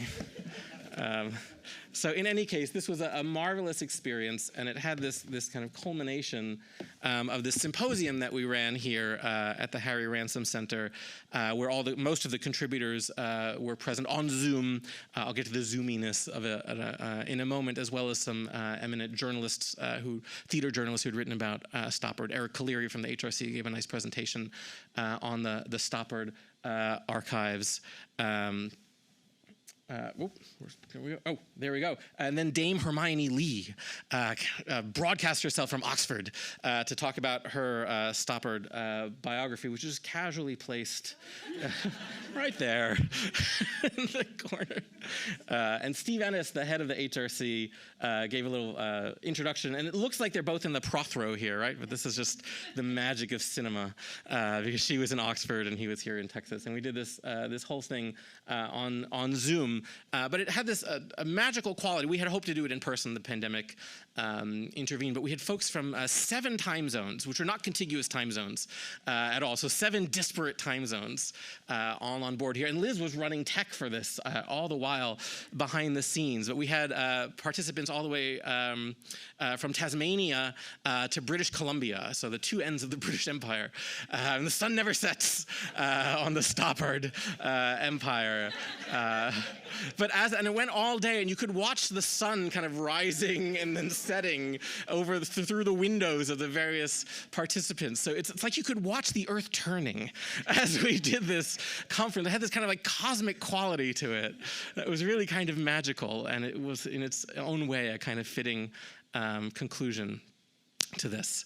Now, usually when you publish an academic book, not much happens. And so I had a colleague here once describe it as dropping a feather into the Grand Canyon, or as Professor Brokaw calls it, the great hole in the ground. I've learned last night she's not a big fan of the Grand Canyon, but or volleyball. But it's like dropping a feather into the Grand Canyon. Maybe eventually you'll get a few reviews in academic journals, but not much. And so, did not have particularly high expectations for this book kind of lighting the world on fire. I've thrown her under the bus, I'm sorry. But in one of my other co-editing gigs, I co-edit, come on, that's good. I'm not sure what I'm supposed to be directing this at is part of the problem. I promise I have a picture of the cover of the journal. Anyway, it may or may not appear, but at this point, no, backwards. Anyway, I co-edit a journal called Modern Drama, which Bill was the editor of a few cycles before me. And I noticed a curious thing in the years, the kind of immediate couple of years after the book came out. We started getting a lot of, can we advance it one more, at least? Sorry. Oh, no, 2 more. There we go. Hooray. It's not that exciting.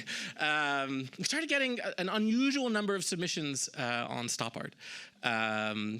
Which is, rare. We're getting stuff from all over the world. We're covering, 150 years of drama history. But we kept getting these Stoppard submissions, and they kept citing the book. And they kept citing James's article in particular. There was this kind of interest in Shakespeare and Stoppard. And so, in normal trade publishing terms, this would be just a tiny ripple. But in academic terms, this was like a tsunami. The book actually had an impact and had kind of stirred up new scholarship on Stoppard.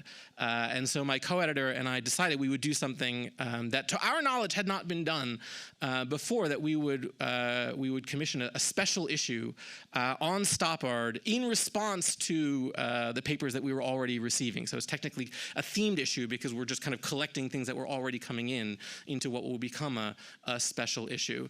But we've never known this to be done on a single playwright before. Sometimes this kind of happens that you get a bunch on a particular topic that's interesting in that moment. But this was the first time that we knew of a themed issue coming together on a particular playwright. So my small announcement is that this summer, issue 68.2, the summer issue of Modern Drama, will be a special issue on Stoppard that is dedicated to James's memory.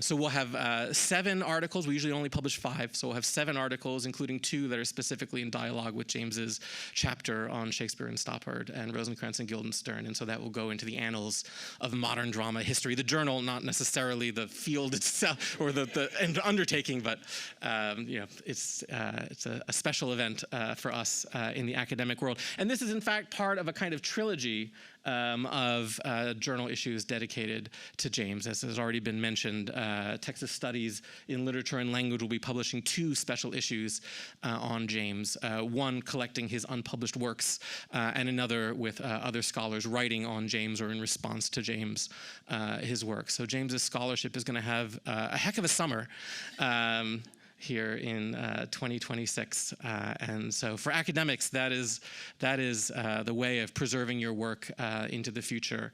And so no one deserves this more than James. And so I'm just very proud to have a small part in that and to get to share these reflections with all of you and having you indulge this strange combination of reading and personal reflection. So thank you for your time, and check out these special issues coming soon to an academic library near you.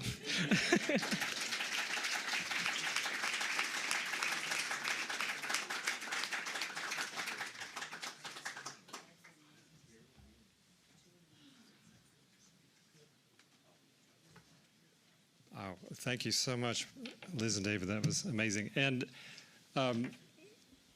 we always hope to have a little time for questions. If anyone does have a question, I had one, and if anyone else has one. But I was wondering if you could tell the story of when James got the call from Tom Stoppard. Did you know that story?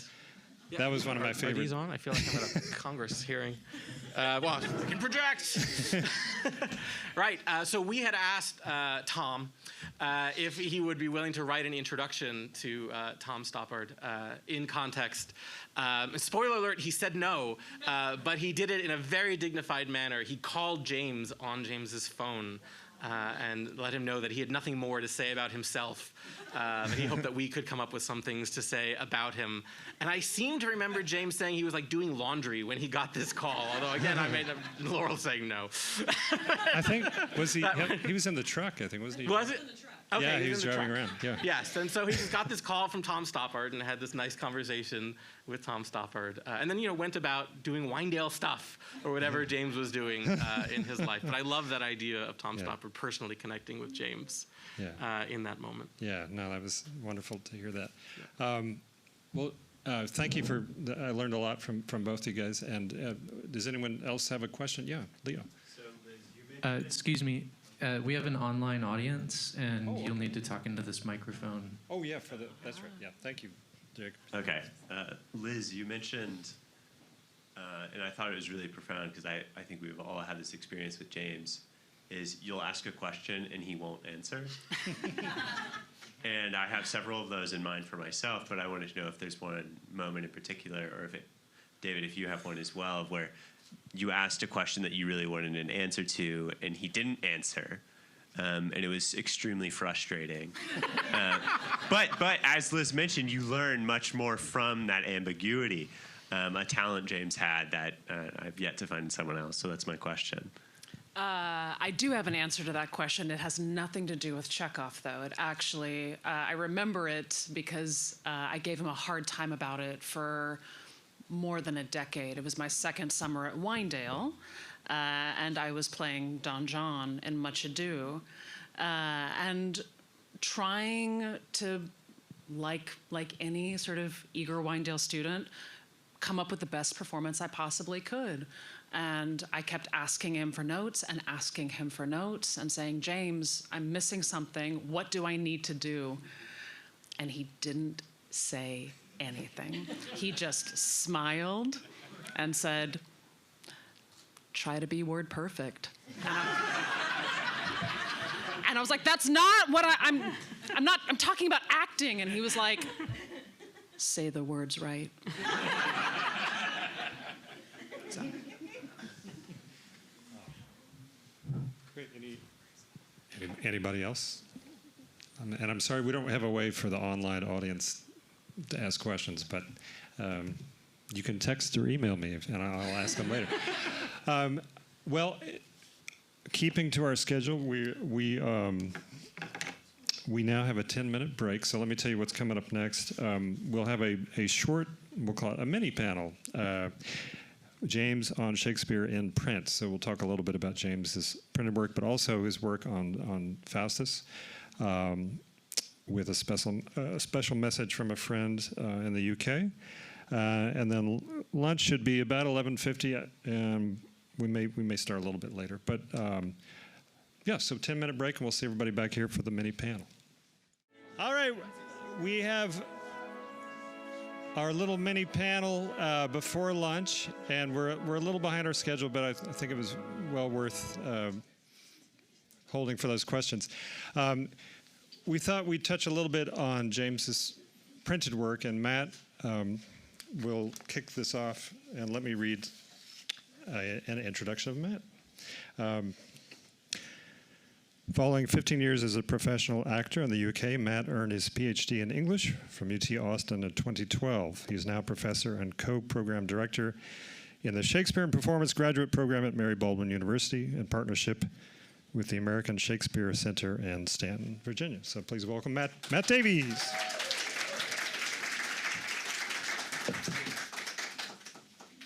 Hi, yeah. Thanks for saying Stanton. That's right. And Davis and Stanton. I mean, it's like, thank you. This is not going to be at all like the previous panel. It'll be chaotic, off the cuff, and uninspiring. But you know, mainly because Clayton said, could you talk a bit about some of the Shakespeare books? And I went, yeah, I did use these, actually. And for me, with James, I want to just sort of really talk about how these scholarly books suddenly came into help me in my practice, right? And so, in fact, a number of these books, I've read most of James's books, and certainly the Henry IV's I read because for my dissertation, of which he was one of my dissertation readers, it was on the second tetralogy, one of the chapters. So I was very involved in Henry IV, Part 1 and 2, the book that James used. But Henry V, this particular one, where Shakespeare and Performance, was really about the 20th century productions. So that wasn't relevant to my thesis. So I didn't really read it very clearly. I sort of skimmed through it. And then I know that I was working directing various productions out at Prague Shakespeare, and I did Henry IV Part 1. Well, first of all, we did Richard II, and I was invited to be in it, and it was an original pronunciation, the only original pronunciation production of Shakespeare in the Czech Republic, which means that it was okay for them not to understand a word we were saying either. I did that with the Crystals, who are the original pronunciation people. And then I came back and I directed Henry IV Part 1 and Henry IV Part 2. And then it was like, well, you have to come back and you've got to do Henry V. And I was like, I don't know what I think about Henry V. I mean, it doesn't really speak to me. Never has. I mean, it's, you know, it's an important play, but I don't know what to do with it. I used to teach it, I taught it here, actually, and I used to teach what I call the 7 contentions, right? The 7 questionable behaviors that happen. Okay, and I also remember, in fact, I believe it was the first Windale production I ever saw at the Orange Tree with Love's Labours. 2000. There we go. I saw Henry V first, and Love's Labours came later. I did see it. And so, anyway, so I agreed to do the play, and I started preparing it, and primarily out at Prague Shakespeare, in the summer intensive at least, it's maybe 2/3 students and 1/3 professionals. And so I went out not really knowing what to do. And you know, James was already very sick by this time. And I wanted to take his book with me just because I wanted a bit of James with me. But when I got there, I started to, really desperately not knowing what I was going to do, I started reading the book to, you know, say hello to James. And I hit this chapter, and I'm going to read just a little bit of it. Because I think the thing with James is, you know, you assume James doesn't like, he likes the words. He doesn't like you to mess around with the words. We all know that. The assumption, therefore, is that he likes performances and productions to be very straightforward. Don't get in the way of the words, all right? But I think, you know, James is always more complicated than you think he's going to be, right? And also, you know, James is, to me, always, you know, a scholar, a teacher, an actor. We acted together, some of us, and primarily also, of course, a director. So very hard to pin him down. He has a wide aperture, when he reads or confronts any kind of Shakespeare play. And I'm just going to read this a little bit. Henry V is filled with events and characters that demand such interpretation that can be made to serve either a heroic, providential view of Henry's victory or a cynical, Machiavellian one. We all know this. The coexistence of the official and secret versions of the play, which was a quote from a British playwright, Arden, John, which of course he knew because he loved modern British political drama as well, reveals both the political oscillations of this century and a fundamental ambiguity in the play itself. In one of the most important modern essays on Henry V, Norman Rabkin compares it to an image from E.H. Gombrich's Art and Illusion, The Rabbit Duck, a very, very famous essay that certainly landed with me when I was a grad student.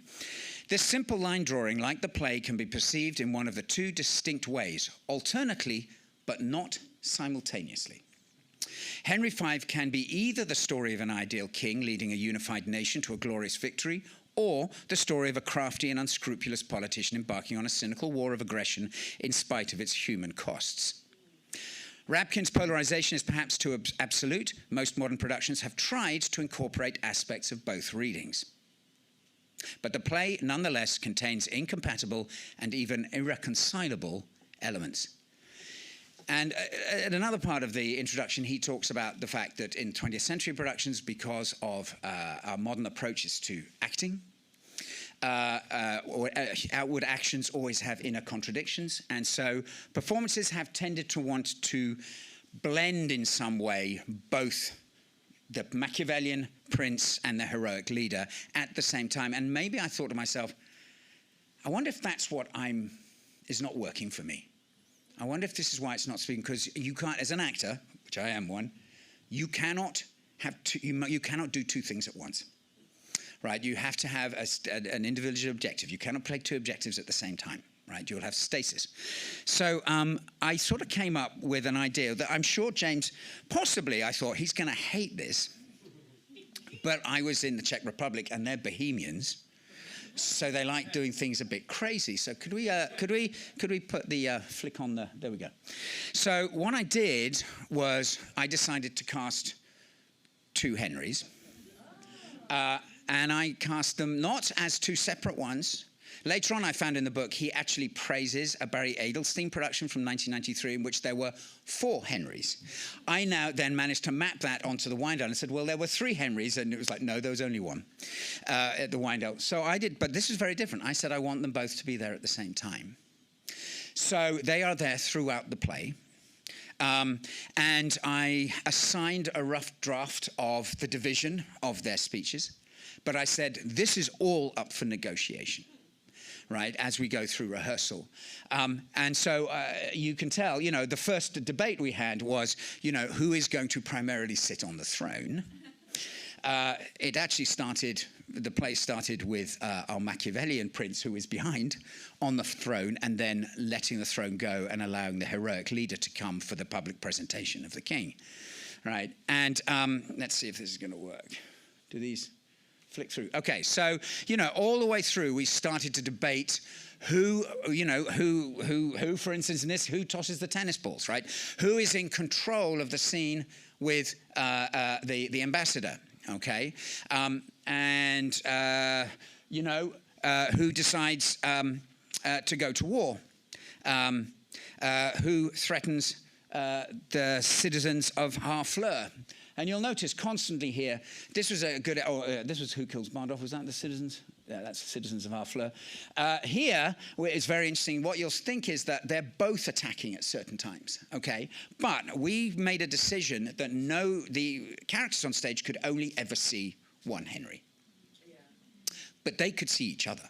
They, in fact, communicated with each other all the time, right? And they would sometimes hand off. One of the Henrys would come to the other one, put his hand on his shoulder, and then they would communicate, and then the other one would step back. Okay, and sometimes towards the end of the play, one would try to take over, and the other one would refuse to leave. Right, so they started to come into conflict with each other as well. All right, and what was interesting with the students is that, you know, who jumped on this, because what we were doing, debating all the time, was not what started as is there a good and a bad leader became which is the right and appropriate move at any one moment. Right, and suddenly, very often, the good leader. Here who ultimately decides to hang Bardolph, we decided it was the heroic leader who made that choice, and the audience didn't like that choice at all, right? So suddenly the good leader's becoming the bad leader, and the whole thing is being questioned all the time. Who debates with the foot soldiers? And again, he's hiding. The Machiavellian hides here behind because the heroic says, I have to deal with the fallout from my own soldiers. And then something extraordinary happened at the end. We started doing the final Catherine scene, the wooing scene. And the actress said, I can see both of them. So they started to show, she started to have to deal knowing that there was this Machiavellian manipulator and this extraordinarily heroic individual, and she didn't know which way to turn, literally. Thinking back on this, I was listening to Liz's thing, was talking about Chekhov. Chekhov is not Shakespeare. It's difficult in Shakespeare to say, as Liz said, both can be true, don't choose, let the audience decide. But in a weird way, what we were trying to do here was to make both the audience decide, but also to make the actors decide as we went through rehearsal. And I even said, we had this fantasy that we would do another production where they would all learn all of it, they both would learn all of it, and then they would negotiate live in real time in every single production. We didn't quite get there, but maybe that's for round two. I just want to say that for me this was important, a very important production for me actually, because James surprises you. And he makes you think outside the box. And when you think, oh, James wouldn't like this at all. And James might very well not have liked this production at all. But, I always remember, and we all know this, where you have an idea and you'd suddenly see that gleam in James's eye. And you sought for that. You wanted to do that because then his look would turn inward and his brain would start thinking. And you're like, I got him excited, right, about something. Well, he got me excited about this, and he kind of transformed this production for me. So this is just one way in which James's literary work at the blending of performance, production history, and literary understanding can create a new way of doing a production. So I just wanted to share that with you. Thank you.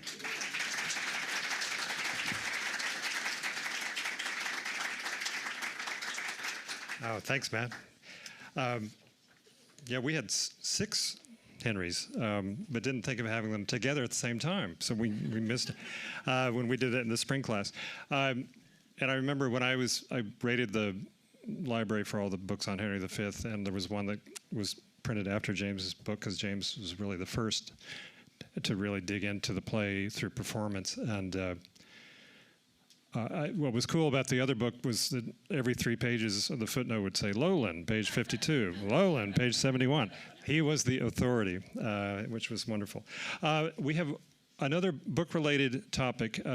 Katie Brokaw has something to share from one of James's friends in the UK that relates to the book on Faustus.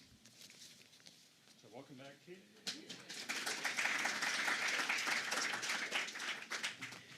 Okay, the following is a tribute which I'm going to abbreviate from James and I's shared friend, Paul Edmondson of the Shakespeare Birthplace Trust, who, as well as being a Shakespeare scholar, is a priest of the Church of England. Paul writes, "It was my pleasure and privilege to become acquainted with James Loehlin in 2013 while working as his general editor on his Handbook to Dr. Faustus, A Guide to the Text and Its Theatrical Life. I knew James to be a man of the theater, and he was the perfect author for the Palgrave series. He combined theatrical insights with scholarly discipline and with wide knowledge of the play's cultural, textual, and performance histories." I thought you'd like to hear how he describes the famous episode involving Helen of Troy. James writes, "Helen's second entrance is a show-stopping moment. The beat text specifies remarkably that she should be passing over between 2 cupids. This suggests some mask-like procession or something along the lines of the apparition of Venus in a Renaissance painting. It is hard to imagine a modern production employing 2 cupids without an effect of Vegas-style excess and absurdity. But perhaps that is not out of place here. If Helen is not, after all, a beautiful mortal woman, but a demonic instance of Faustus's gross self-delusion, she might not necessarily appear to the audience as a figure of surpassing beauty. And then he goes on to say, the play's most famous line, and that is, of course, was this the face that launched 1,000 ships?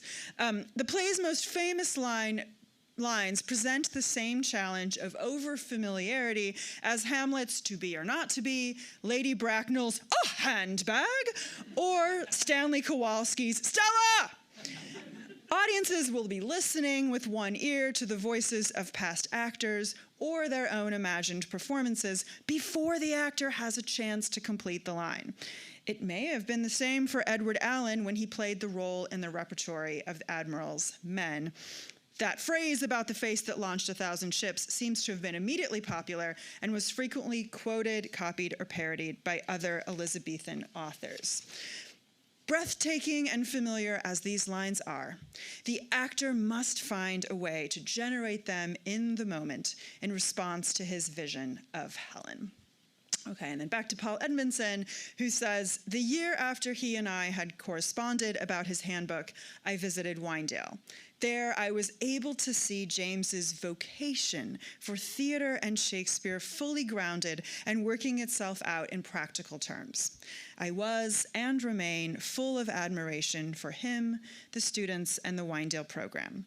It was the following summer, I think, that James and Laurel visited Stratford-upon-Avon. We enjoyed a delicious lunch and candid conversation and critical exchanges about the productions they were seeing. In sending this tribute, I would like to express my condolences to Laurel, to the family and friends of James, and to all who knew him through Shakespeare at Wynedale. So that's Paul Edmondson, the Reverend Dr. Paul Edmondson.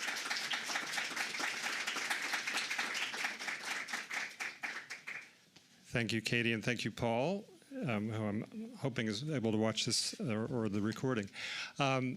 Since we are a little over schedule, I was going to talk a little bit about James's books, but we have as many of them as we could get together out. If you'd like to, at any point during lunch, come by and just flip through one of them. I asked Stephanie Pickerel earlier to look up which of the books were still available. And I don't know, do you have that little sheet of... So, most of them are. I actually didn't find any that aren't. okay. I do not have an exhaustive list. Okay. You did ask me to do this Yeah, at this was the last 9 a.m. minute this thing. morning. Last minute inspiration. I love giving the Wynedalers little jobs when they get here, you know? And we love taking them. Yeah, so. yeah. So a quick review of what's available. If you are interested in, we should buy some of these books. We can find them if you don't own them. Yes, and a lot of these have been, you've heard the merits of many of these today. First up, we have Teaching Shakespeare Through Performance. Maybe Clayton, you want to hold that one up? Or Yes. okay. And the paperback edition is available on Amazon for $26.80. Or if you're like me and you don't like Amazon all that much, you can get it directly through MLA for $40. And he has one essay in there, but it's a great. Yes, one essay in there, but it's a great one. Next up, we have Romeo and Juliet through Shakespeare in Production, available for $53 from Cambridge University. I don't think I found an Amazon link for this one. We have now 2 from the Shakespeare handbooks, Henry IV, Part 1 and 2, which was just talked about, available on Amazon for $30, or Bloomsbury Press for $26.95, undercutting there. And Dr. Faustus from the same series, also $26.95. And let's see, I have 2 more here. Henry V, Shakespeare in Performance, which was also just talked about here. You can get it from Manchester University Press for £20. No Amazon link for that one, I don't think. And the last one that I have is the Cambridge Introduction to Chekhov, which is available for $26.77 on Amazon, or $32 from Cambridge University Press. I want to point out another one that I brought. So this was his last writing, and he worked on it through January before he died. Yeah. Two minutes. Hi. He was working on this up till 8 months before he died. But he did a chapter in this book. It's called The Routledge Companion to Absurdist Literature. I've got the bookmark in so y'all can see the chapter if you want to come look at it. And they dedicated it to him, which was really sweet. Right. Now what do I do? What is this chapter on? Imagine.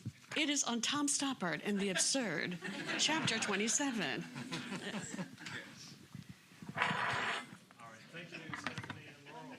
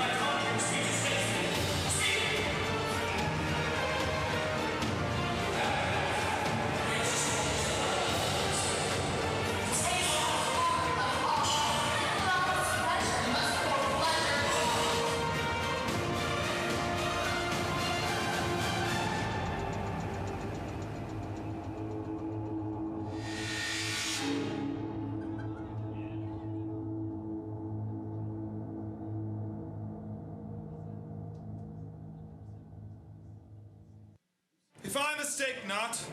Thou art Harry Monmouth. Thou speaks as if I would deny my name. My name is Harry Percy. I am the Prince of Wales, and think not, Percy, to share with me in glory any longer. Two stars keep not their motion in one sphere, nor can one England brook a double reign of Harry Percy and the Prince of Wales.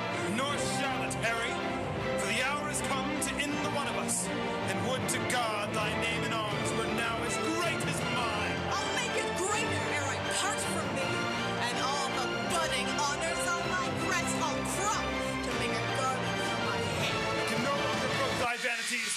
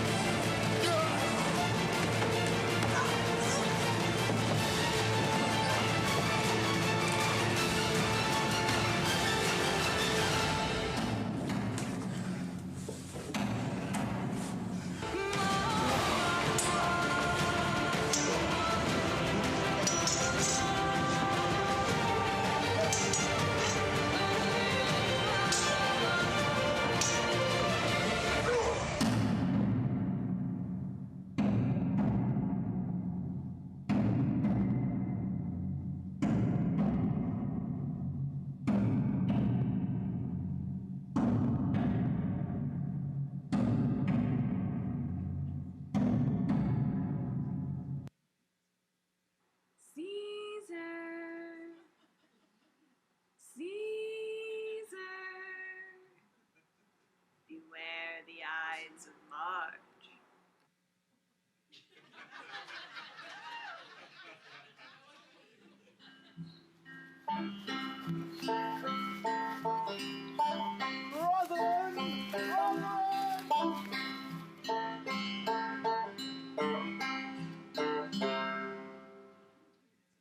Shakespeare at Wyandotte brings you King Henry VI, Part 3. Tonight only, it's a crackdown, knuckle-fisted, muddy-blooded, throne-grabbing brawl. York and Lancaster at each other's throats with knives. This play don't end till one of them loses their lives. Forget cage match. This is a rage match. We got a son who kills his father. We got a father who kills his son. We got the son of the father killing the father that killed his father. And he kills that father's son. We got the son of the father killing the son of the father killed by his father. Killed by the other son who kills his other son.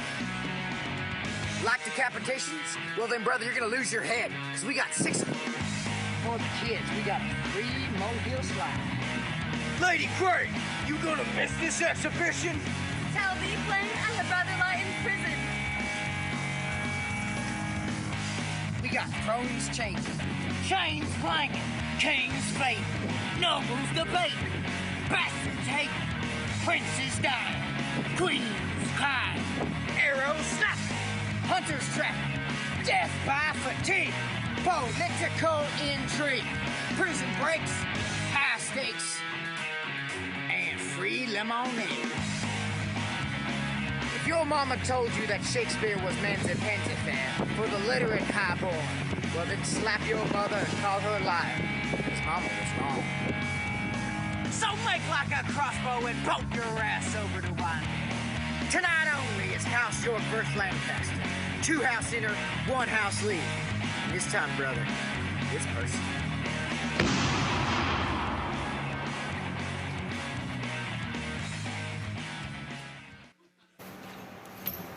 I sure wish I had some snakes and or figs right now. How many times has this happened to you? Come to Joy the Worm Fig and Snake Emporium for all your fig and snake needs. You want snakes? We got snakes. You want figs? We got figs. We source our figs locally from our Wyandotte fig trees.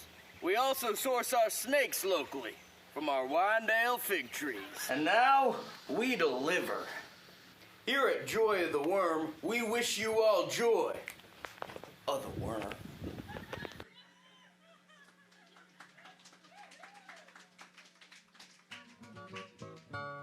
Speak you so gently? Pardon me, I pray you. I thought that all things had been savage here. And therefore put I on the countenance of stern commandment. But whatever you are, that in this desert inaccessible, Under the shade of melancholy boughs, lose and neglect the creeping hours of time. If ever you have looked on better days. If ever been where bells have knolled to church. If ever sat at any good man's feast. If ever from your eyelids wiped a tear. And know what 'tis to pity and be pitied. Thy gentleness my strong enforcement be. In the which hope I blush and hide my sword. True it is that we've seen better days. And have with holy bell been knolled to church. And sat at good men's feasts, and wiped our eyes of drops that sacred pity hath engendered. And therefore sit you down in gentleness. And take upon command what help we have. That to your wanting may be ministered.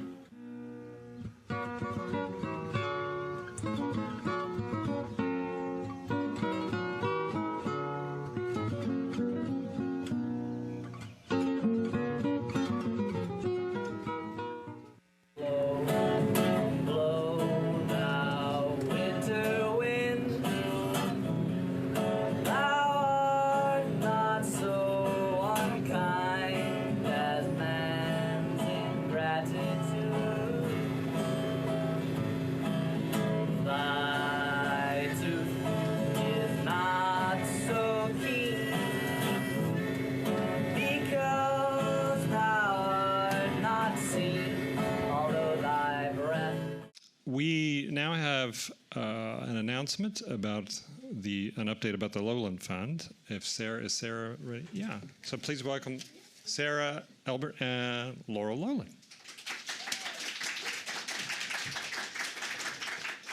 Thank you all for being here, and for those of you online, this is especially for the broader community of everyone who got together and collectively were involved in the Loehlin Fund. My name is Sarah Elbert. I am a former student and former program coordinator, and I identify as one of Cleopatra's women. And for those who were not there in the early days, I just wanted to explain how that came about. A lot of us, some of us here, were just kind of camped out at the Loehlin house after James died, and it was mostly a block and tackle of figuring out. We all just went into like what needs to get done mode in the grief and the sadness that we felt in that September. And so Laurel joked that it was very much a dramatic Cleopatra moment of, help me, my women. We must draw thee up, assist good friends. So we started calling ourselves Cleopatra's women. And so it was, she's Cleopatra. That works. Yes, that really works. I dressed her to come here today in her finest robes. So that was Allison now Grindle, Ali Zadrosny Hammond, Liz Lay, Lucy Junker, and now we've got two Morgans, not one, but two, who came on in the last year to help with all things James. And so we coordinated the memorial in November of 2023, which was incredible, and thank you all for coming. And then there was a lot more energy and outpouring of what we could do to honor James's legacy. And so there was people asking, you know, where can I give? And so that was absolutely incredible and generous. And this community, online and here today, raised over $100,000 and received a $100,000 anonymous match. So between James's death in September of 2023 and December 31st, 2023, the fund raised over $220,000. So that's amazing. The next step is figuring out the action and the cause of honoring James. So the board came together, and we have Kevin Haynes here, who is, James's best friend and an attorney.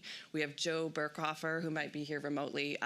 He's the money man. He's James and Laurel's close friend and financial advisor. We have Laurel, who knew and loved him best, and then I just bring the snacks. So the four of us are on the board, and we sat and paused and grieved and made plans and decided that in the interim of a big plan, we wanted to provide scholarships for Wyandotte students to have really kind of extracurricular rich experiences. And so thanks to the in partnership with the Liz Kettering Memorial Fund in the UK, and we were able to send 2 Wyandotte students for a week to Stratford-upon-Avon at the Shakespeare Institute. And so those 2 students saw plays, they attended lectures, they were just immersed in the language and had a great time. We were able to do, the Loehlin Fund sponsored that again this year and will continue to do so in the future. So that's 4 scholars in the queue.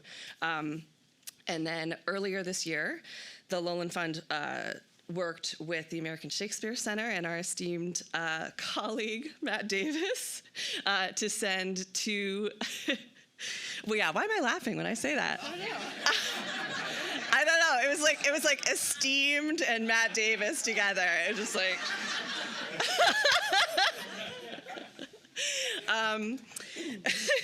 So those... Do I need to take over? Are you okay?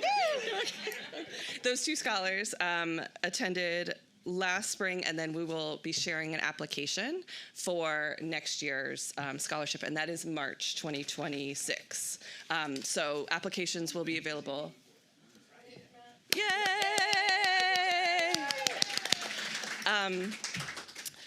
We also have ambitions to partner with either, the University of Texas or a, graduate program or the ASA to sponsor a paper or lecture in the more kind of PhD space of things. And then please come talk to me, Kevin, or Laurel if you have ideas about this. Do you have anything to add to that kind of idea that we've got? I think the idea right now is to departments will often send their graduate students to conferences. They'll pay for the conference fee, but they aren't necessarily capable of paying all of their additional expenses that go with that. So the idea would be to do grants to allow people to attend more conferences, because conferences are really important in the lives of scholars.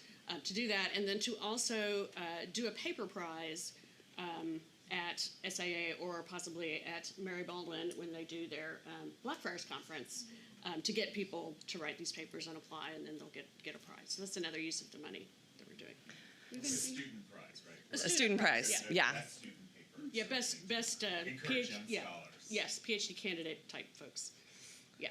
So those are all ideas in the making. We welcome your feedback, and we're incredibly grateful to this community. Another idea that was bandied around was kind of a Ronald McDonald style bench, statue with James out at Wyandotte, but since we can't behave ourselves, we nixed that really early on. So I come from the foundation and philanthropy world professionally, and I have biases against money sitting in accounts and going on forever. So this will not be a perpetual fund. We will distribute the funds over the next 7 to 8 years. So we're not going to sit on your donations. We appreciate all of your generosity.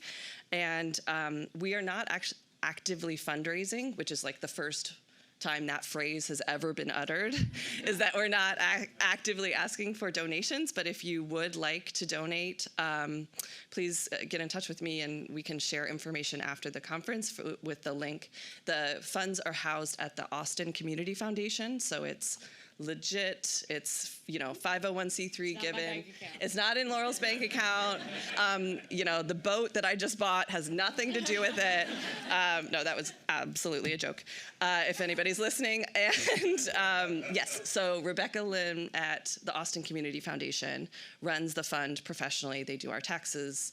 that's how that all works. So your money is being spent for scholarships and in James's loving memory, and we thank you very much. Good.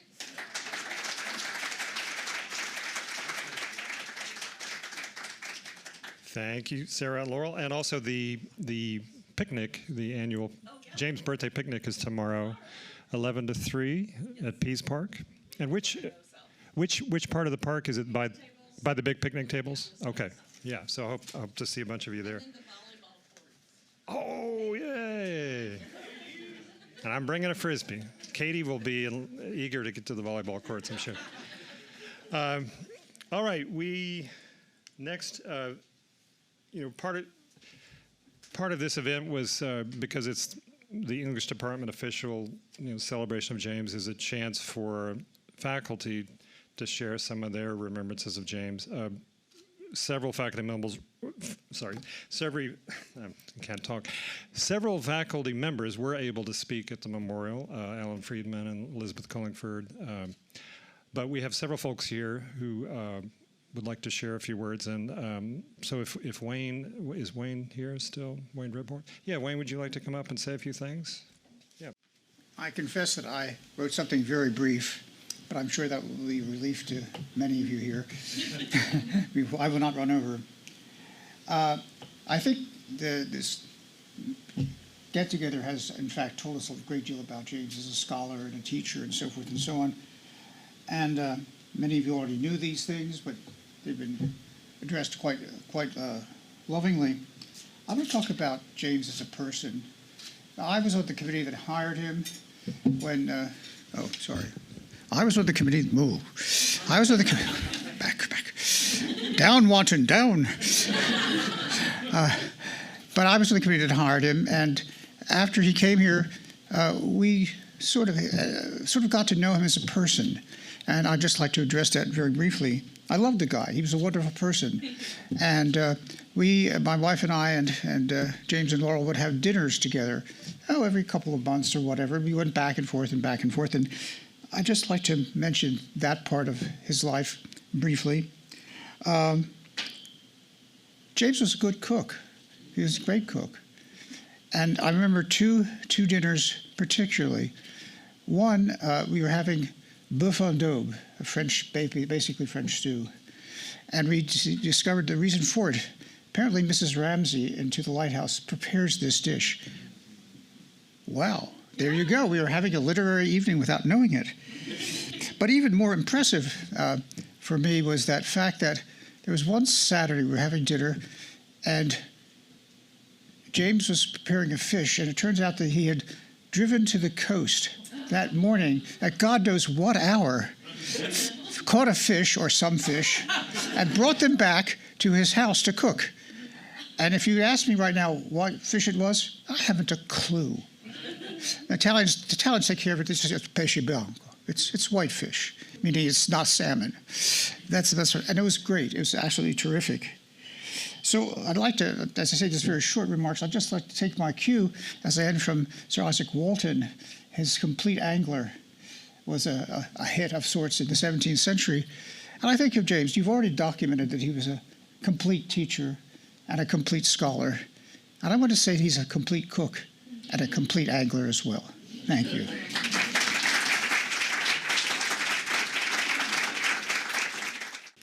So I'm Carol McKay, professor in the English department, and I had James as a student. Well, I was still untenured and a little wet behind the ears. I had him for a Victorian novel class, and my first experience with him was after I assigned the first paper in the course, and he came up with 2 papers. He said, I just had 2 really good ideas that I wanted to check out. They were both absolutely superb papers.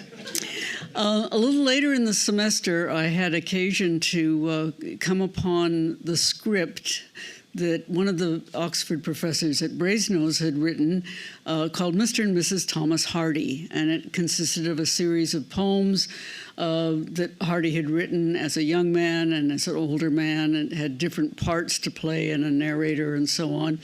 And I showed it to James, and he said, oh, I could produce that.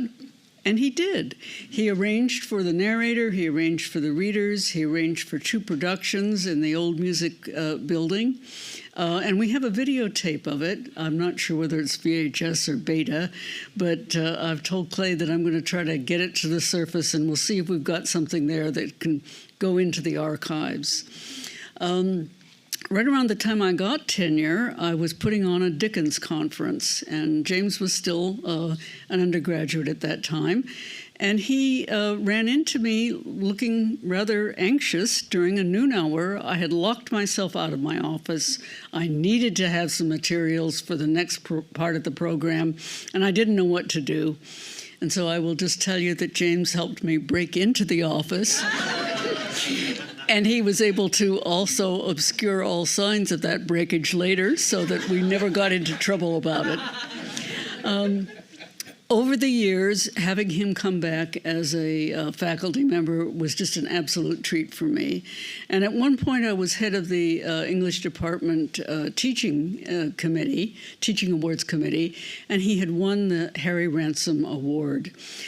We went to one of his classes to make the announcement, and it was a very exciting and surprising event. And he was, again, as always, just so humble and so gracious. And then some years later, and I guess this is actually on the program for the 2009 year when he was elected to the Distinguished Teaching Academy, I was also. And so an L for Loehlin and an M for McKay ended up at the same table at that program. And being able to chat with him and Laurel and my husband, it was just, again, one of those high points that I'll always remember. And finally, when a few years ago I was conducting a conference for the International 18th and 19th Century British Women Writers Conference, I talked to James, and since we had that Victorian connection way back then, he reminded me that there was a woman, Cowden, in the Victorian period, who had written a series of essays and playlets called The Girlhood of Shakespeare's Heroines. And so we were able to resurrect a version of that series, and he put together a series of readings that then merged into the actual beginnings of several of Shakespeare's plays. It was a real highlight of that conference. It was the only dramatic element to the conference, and I think it's the one that people remember the most. So it was my great privilege to be able to know James as a student and as a colleague, and memories of him and his voice, I know, will always stay with me.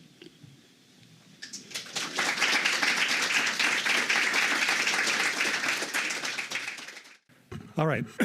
In Memoriam, James and Loehlin by Hannah Wojciechowski. I have been given a special task today to speak in a personal way about James Loehlin's life and work. The reason that I'm not here with you right now is that I've been going through my own battle with cancer since April of this year. Currently, I'm about midway through chemotherapy, which leaves me exhausted and unable to attend today's event in person. When I walked alongside James on his cancer journey in 2023, as many of us did, little did I realize that he would be teaching me how to handle my own illness a few years down the road. Sweet are the uses of adversity. I learned a great deal from James in the few short months near the end of his life, and I'd like to share with you some moments from the conversations that we had. I think you will find them useful, too, and his words inspiring. I will also connect these conversations about life to James's creative work because they are of a piece. James taught and directed at Wyandotte almost through the entire 2023 season, which was a superhuman feat. He was going into his final illness, and it was also a blast furnace of a summer that year. I heard that James had gone into Seton Hospital on 35th Street, and I asked him if he would like any visitors. He said, sure. I brought candy, which James couldn't eat. He said he was happy, though, to be able to offer it to his guests. There were, in fact, a lot of friends and family present during most of my visits. On that first day, August 11th, there was an almost festive atmosphere in the corner room of an upper floor of the hospital. James showed a great deal of courage and warmth to those around him. At that point, he was still hoping to get out of the hospital and back to the world he loved, which was Wyandotte. But Wyandotte came to him during those last weeks of August. James asked me about what I was teaching that fall, since the new semester was about 2 weeks away. I told him I was teaching crime fiction, a deviant genre. James knew the works I was teaching better than I did, I would say. He was especially well-versed in the Sherlock Holmes universe. I was amazed by his command of names, settings, plot points, and even language from the text. We talked about Holmes's fateful encounter with Professor Moriarty in The Final Problem and his presumed death at the Reichenbach Falls. Killing off Sherlock Holmes was not an option for Conan Doyle's readers, however, so the author was compelled to bring his detective back from the dead for further adventures, such as The Hound of the Baskervilles. I was impressed by James's effortless recall of the whole canon of mystery and crime fiction and his excitement about the stories. The use of intellect to pursue justice in a disordered world seemed central to his interest in the genre. The next time I saw James, which was about a week later, he had taken a turn for the worse. I brought him liquid candy in the form of root beer, but it had become difficult for him to have even that. Eating and drinking were becoming impossible. In that conversation, James was more emotional, less ebullient, yet accepting of whatever lay ahead for him. At some point in that conversation, he talked about his paternal grandparents, who had been Presbyterian missionaries in India. James' father, born in 1926, came back to the U.S. by himself in 1942 in order to start college. He would have been in his mid-teens, and he had to make a life for himself under challenging and lonely circumstances. James was very moved as he told the story of his father's struggles. I realized how close he had been to both of his parents and how much he missed them. I also wondered in that conversation if James was a religious person. My intuition then and now is that James sensed that there were more things in heaven and earth than are dreamt of in our philosophies.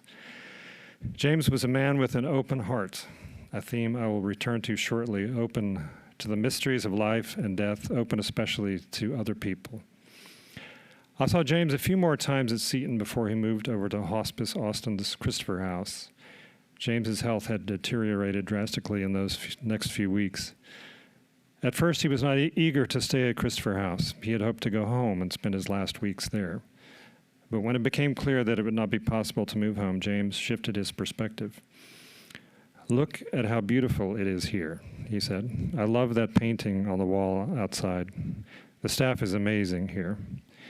Even in extremis, James had a joyful and positive attitude about what was happening to him. His courage was extraordinary. I have never seen anything like it. At my very last meeting with James, which was on the 9th of September, the weather had started to cool in the imaginary way it does in the early fall in Austin. I had just come back from a long Labor Day weekend in the Bay Area where my husband, my brother-in-law, and I had visited Half Moon Bay south of San Francisco. I asked James if he knew that part of California. "Oh, yes," he said. He told me about his last year as a graduate student at Stanford, when he lived in a cabin in the woods just on the other side of the mountains. He talked about meeting, or re-meeting, Laurel Goff and falling in love with her that year. The depth of his love for her was profound. He did not want to leave her. I believe that his loving relationship with Laurel especially, and the concentric circles of family, friends, former students, and other people in his life made it possible for James to give so much to others. It was and is a gift that keeps on giving. At that same meeting, I offered to show James some of my iPhone snaps from Half Moon Bay. I pulled up some short videos of a flock of sandpipers running in the surf. I was mesmerized by those birds, and I loved watching how synchronized they were with the waves and with each other. Here, let me show you.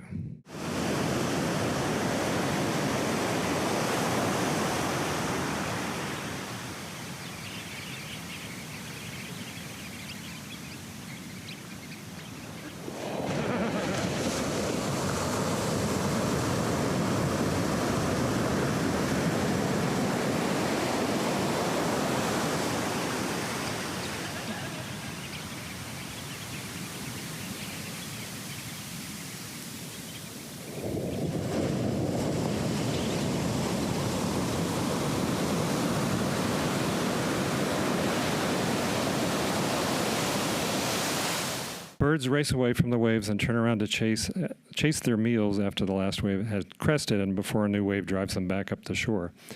I showed James a few of these videos, but it was the last one that showed the birds going back and forth, before suddenly inexplicably flying out over the ocean. As we watched it, it was as if something had opened up between us in that moment of sharing the video. We both knew that James would be flying away soon, sooner than either of us knew, as it turned out. It was a moment of shared recognition that time was drawing short. As I said earlier, James Loehlin had an open heart. He was one of the kindest, most generous, and most non-judgmental people I have ever met. The heart is like a door. It can swing open or closed quite easily. We can even slam it if we feel like it. What I learned from James in my final conversations with him is that we all have a choice all the time. We can meet the world and the people in it with the door open or shut, or most likely somewhere in between. James showed us a different way to be. It is worth remembering his example right now during this period of intense rancor and hatred plaguing our country. Though it may not seem like it, each of us has options, even now when we may feel powerless. Open-heartedness is a superpower. As a teacher and scholar, James's openness translated into a willingness to find common ground with other people, to create solidarity and fellowship. Theater was his vehicle for building and inhabiting a world of positive feeling, hopefulness, insight, and radical acceptance.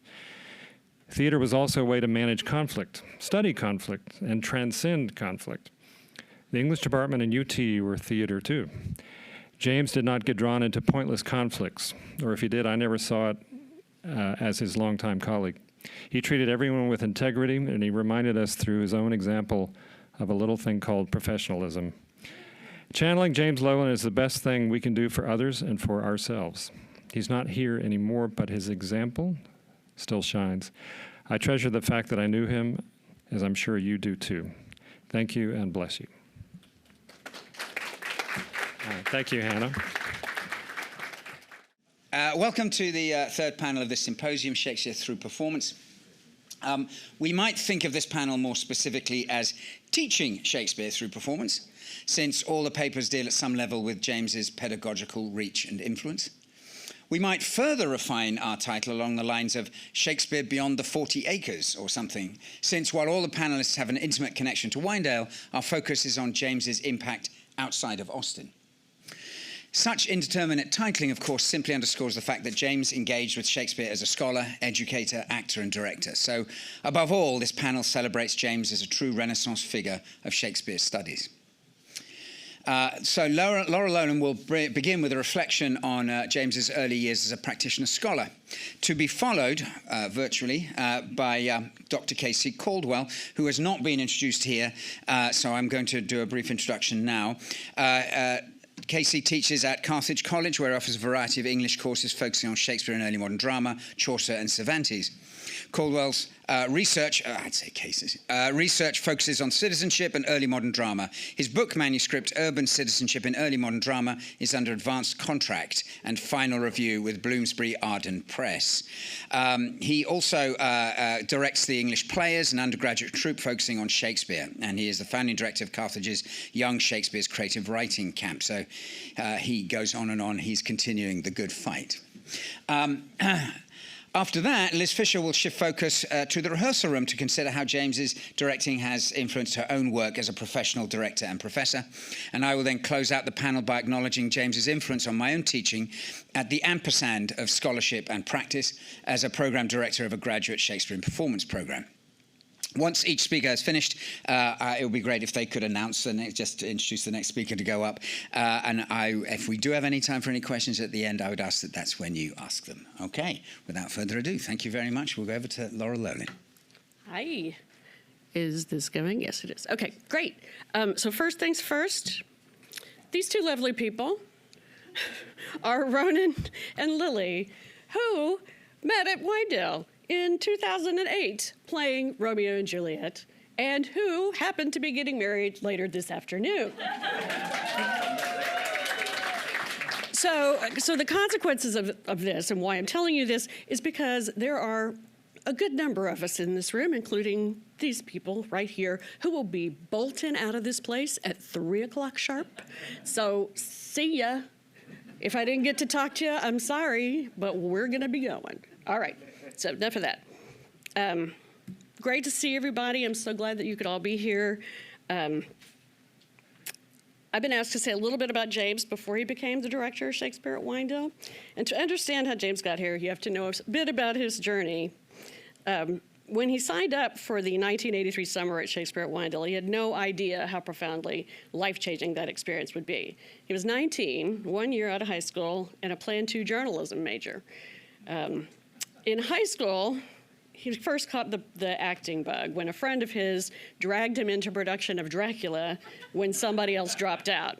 So that's James getting, Dr. Seward getting murdered on the stage. But Shakespeare at Wyandotte was where he got an inkling that theater might not just be a hobby for him. After that summer, he changed his major to Plan 2 English. So there he is out at Wyandotte. He made that costume, by the way, and it lasted a really long time. Okay. In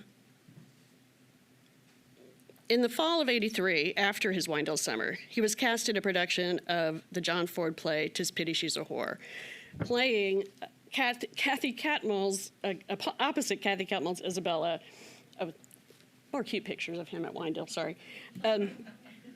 Playing opposite Kathy Catmull's Isabella as her really unpleasant husband. Kathy has said in a Facebook post about him, he was 19, tall, handsome, rather stern, and exasperatingly sure of himself. After his 1984 summer, he wanted to try directing. By early 1985, he'd put together his first professional production, The Changeling. It's Middleton and Rowley. The show was nominated for the Beaton Payne Best Drama. Of course it was. In the summer of '85, he got into a program run by the Royal Shakespeare Company in Stratford that exposed students to their processes and performances. He used this time seeing 21 plays in 20 days, often 2 in 1 day, in Stratford and London. He came home ready to put his knowledge to work for his senior year at UT. In May, he got to direct Kathy Catmull in All's Well, in what Kathy describes as a gorgeous, thoughtful production. She went on to say he was a marvelous director, brilliant, grounded, calm, intense, sure of himself. He was 21. And he was now a Marshall Scholar and heading back to Oxford. In his first semester at Oxford, he hit the ground running with the production of To Esme in Love and Squalor, which is a short story by J.D. Salinger that he adapted into a play. To his dismay, he had a difficult time finding a male lead. The Oxford University Drama Society was very competitive, and he was the new American kid on the block.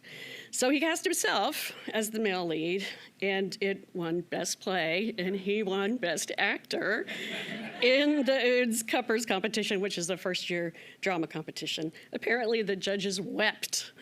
After that, getting good actors wasn't much of an issue. His next production was Mammoth's Sexual Perversity in Chicago. He not only directed, but he designed the show and ended up acting in it after a good friend and fellow Marshall Scholar, Barry Edelstein, dropped out to play Prospero in someone else's production. James and Barry, here's a couple more pictures. So that's the set. And there he is. Oh, no, cutie. James and Barry made it up and acted together in James's next production, True West, by Sam Shepard. And I love it because James is playing the bad guy, which I think is great. During the same time, James and Sam West were taking a tutorial together, and they became great friends. Concurrently, James was directing his first Shakespeare play in England, something he felt very conflicted about. What could he teach English people about Shakespeare, and was that even appropriate? The play was Two Gentlemen of Verona, and he got Sam to play Proteus, so he's probably going to do okay. And here's a couple more pictures. I don't know where they were. Nobody had a good camera, apparently, in these times. Dark ages, dark ages. In the following year, he directed Sam again in Mammoth's American Buffalo, even worse picture, at the Edinburgh Festival, as well as Spring Awakening with the Oxford Drama Society. That's Sam, too, in there. He also managed to see at least 40 plays in London and Stratford during his Oxford years, as well as traveling all over Europe. Much of the traveling and play watching was with his friend Barry Edelstein, who is the artistic director now of the Old Globe Theater in San Diego, wrote me after James's death saying, James had the clearest of critical visions. He could cut right to the heart of whatever play we were seeing, whatever acting performance we were watching. He was the smartest thinker about theater that I have ever met. Then James went back to the U.S. to start his PhD program at Stanford. Yeah, that's what he looked like. Amazing. His professors included Charles Lyons, Carl Weber, Stephen Orgel, and Martin Esslin. From 1988 to 1990, while taking classes, teaching classes, and writing his dissertation, like you do, he directed 8 productions, none of them Shakespeare. He did these. I've got a couple pictures from The Dispute and Duchess and In the Shadow of the Glen. So that's The Dispute, and he's down there. It's cute. That's Duchess Malfi. Terrible. I don't know, because he was the bad brother. I'm not sure. And this is A Shadow of the Glen. Again, surly teenager. I love that. That's The Alchemist. Yeah, that's The Alchemist. In 1991, while working on his dissertation, he spent 7 months in London working at the Orange Tree Theatre in Richmond. That's his official Stanford photograph. And at the Orange Tree, he was the assistant director to Sam Walter, who was the founder of the Orange Tree, and then eventually he became a director there as well. The Orange Tree started as a pub theater, and then the real theater, their new theater, opened across the street while James was there. So he would AD the productions in the main stage, and he would be the director in the pub theater, which continued to go. So I have a few pictures. I think this is all in the wrong. I don't know. That is Lizzie Crowther there. Some of you may know her from Actors from the London Stage. She came through here. She said, she wrote me about James after James died and said, "He never flashed his cleverness to make one feel foolish. He was always so respectful of others with smaller brains."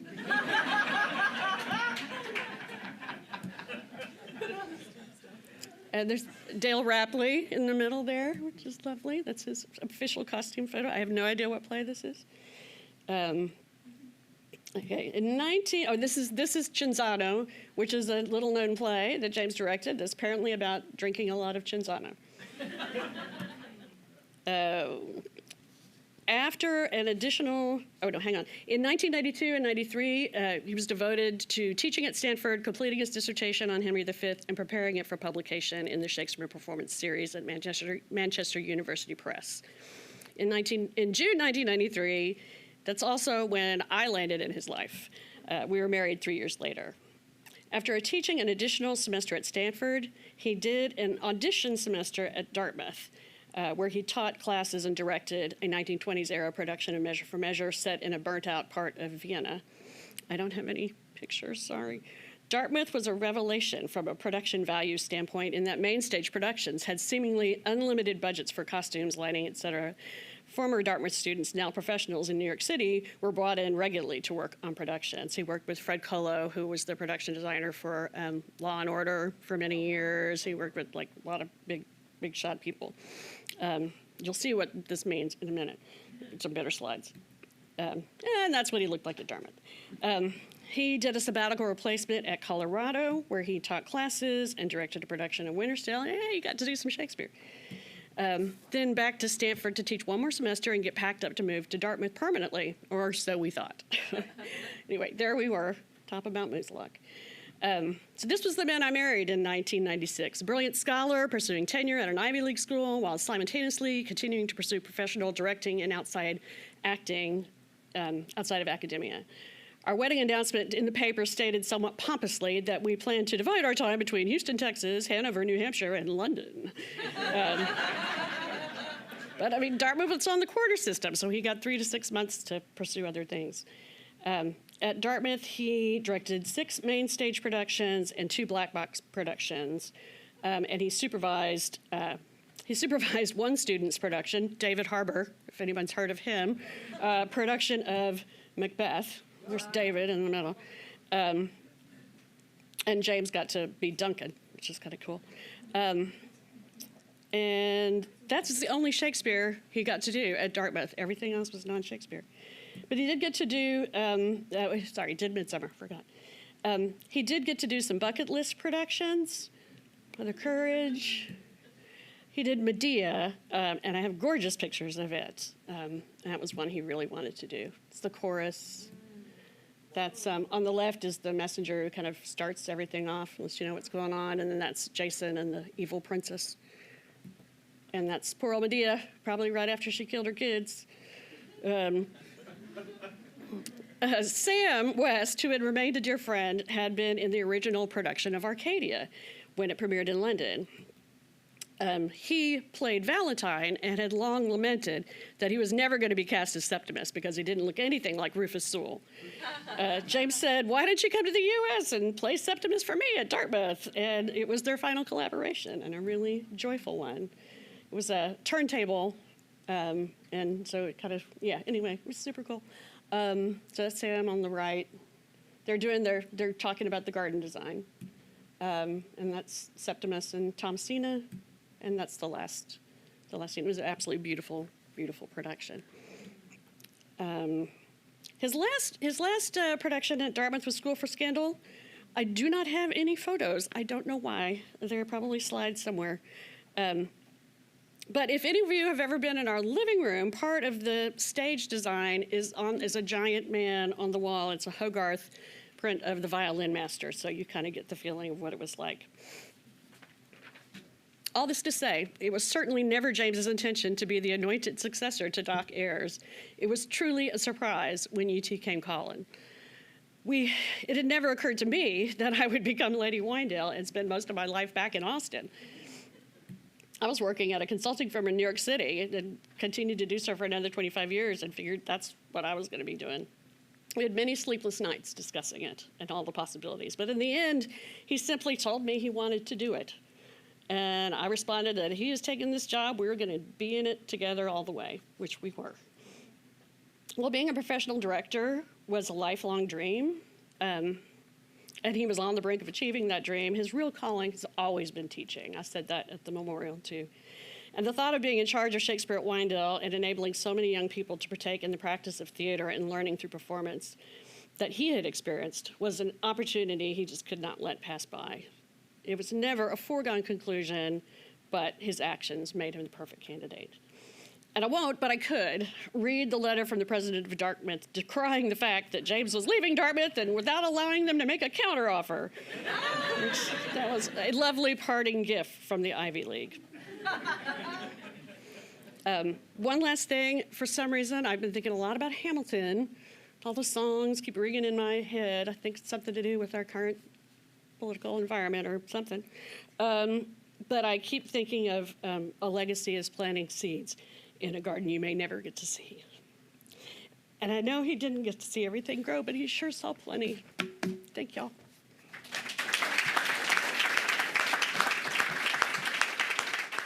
Okay, hi everyone. I'm sorry I can't be there in person, but I'm so grateful to be able to contribute to this amazing event for James virtually. And thanks to everyone for all the organizing work being done behind the scenes, and also to the LAITS folks who are obviously amazing at their jobs too. So I've prepared some remarks and I'll go ahead and just read them now.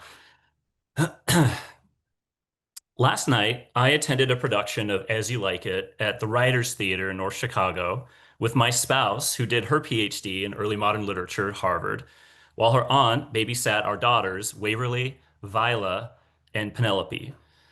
I met my spouse because I moved to the Chicago area to pursue my own PhD in early modern literature at Northwestern.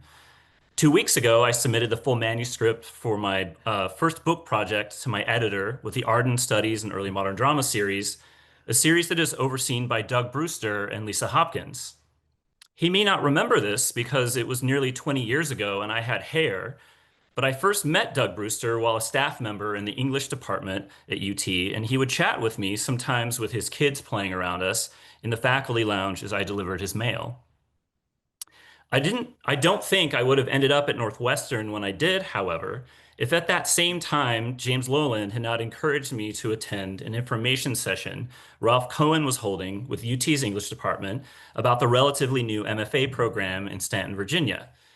During my time at the Shakespeare and Performance program in Stanton, I alternated between training and directing and summers as assistant director at Wyandotte with James, where I worked closely with Liz Fisher when she was program coordinator, but she was also my Wyandotte big sister when we were both students in 2003. Matt Davies was my advisor for my directing thesis production at the S&P program, and James was a reader on my MLit thesis. Around the same time I attended that information session at UT, Matt, Liz, and James and I were in a production of Chekhov's The Seagull together. James was the Dr. Dorn, Chekhov's quasi-avatar in the play. I was in Austin at that time because I had just returned from New Zealand, where I'd earned an MA in philosophy, and I was exploring what my next steps would be. I had originally heard about the University of Auckland's program from Bob Solomon, my undergraduate thesis advisor and another UT professor we lost far too soon. But at the time, I didn't have the confidence to go to graduate school on the other side of the world. I go into all of this to give you a sense of how James is the reason I am who I am today. Oh, wait, I'm sorry, I skipped over something. That all changed after I was a student at Wynedale with James. Those 2 summers changed my life. I had not taken a course on Shakespeare until my final semester at UT, when I did the spring class with Doc Ayers, and fell in love with not only Shakespeare's plays, but also the Wynedale program and community. James's rigorous, supportive, Socratic method style of guiding us educates the whole student in the older spirit of what a college education was meant to provide.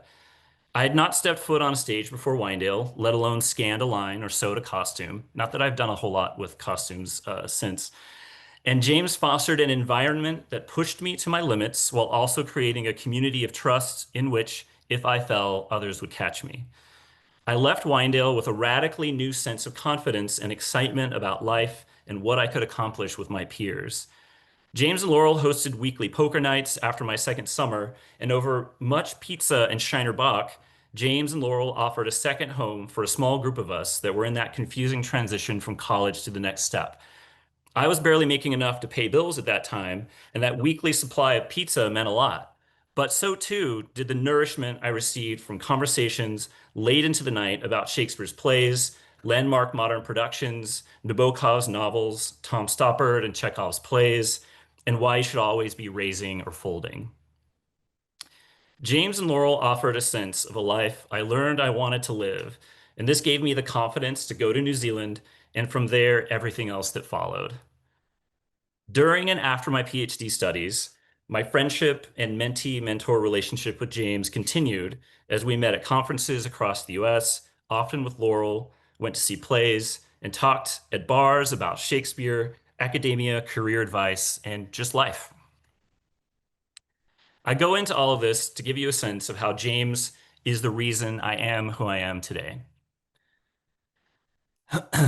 Matt and Liz and I decided we would speak from our different institutional positions in an MFA program and theater and English departments, but I think that you'll also be able to tell how through each of us, James lives on in our work in remarkably similar and consistent ways.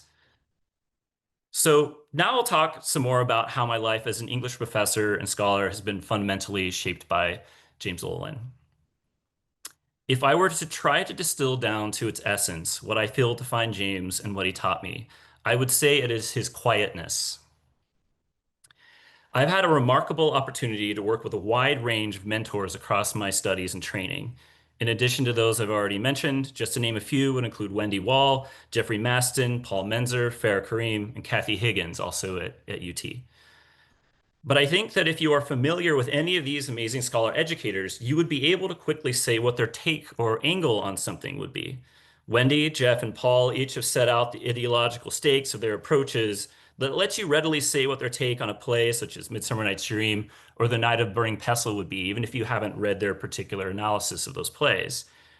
In graduate training, most of us are similarly encouraged to identify ourselves with tags or subfields that quickly make us intelligible to hiring committees, journal editors, and book publishers, such as history of sexuality, critical race studies, or book history, to name a few.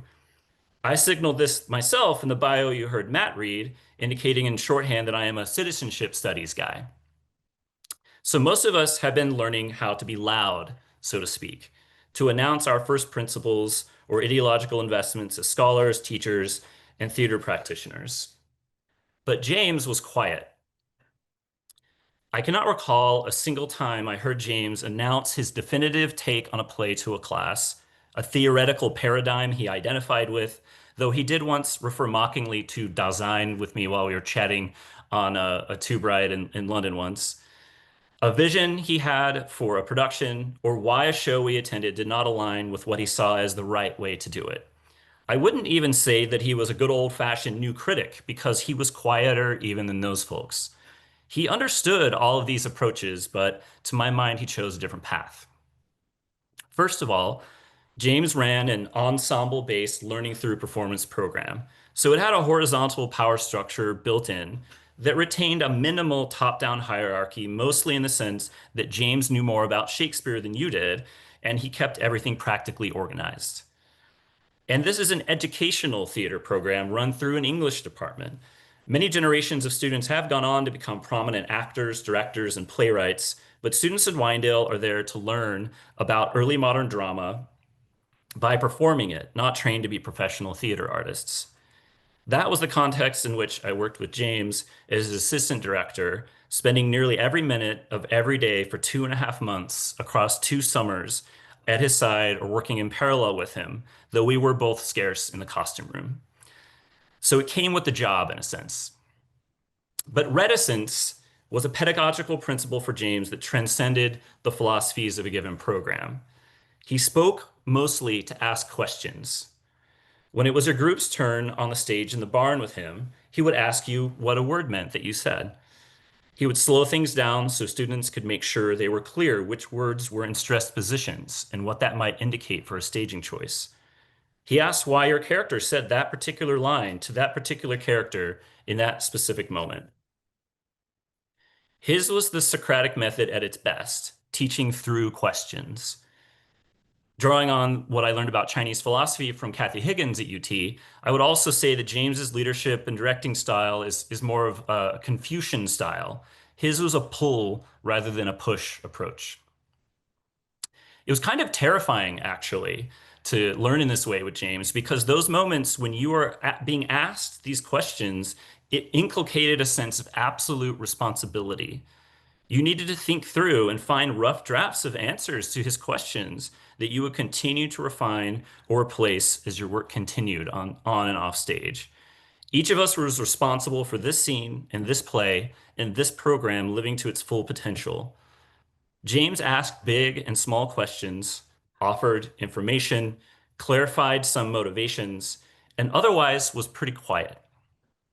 He created a safe and demanding open space from which he would then absent himself, and in which we learned, grew, and became remarkably knowledgeable about Shakespeare in and through performance. The closest I saw James come to directing a class and being critical of their work was after a run through of the first half of Twelfth Night, he told the class that there was still a lot of comic low-hanging fruit they had not grabbed yet, and then he just walked out of the barn. That was actually kind of devastating. If you know James, you know that was a bold and unusual move. It was so hard for me not to be loud. I had learned from James as a student, but in most of my teaching until I was his assistant director, I too often asked questions that I quickly provided answers to in the classroom.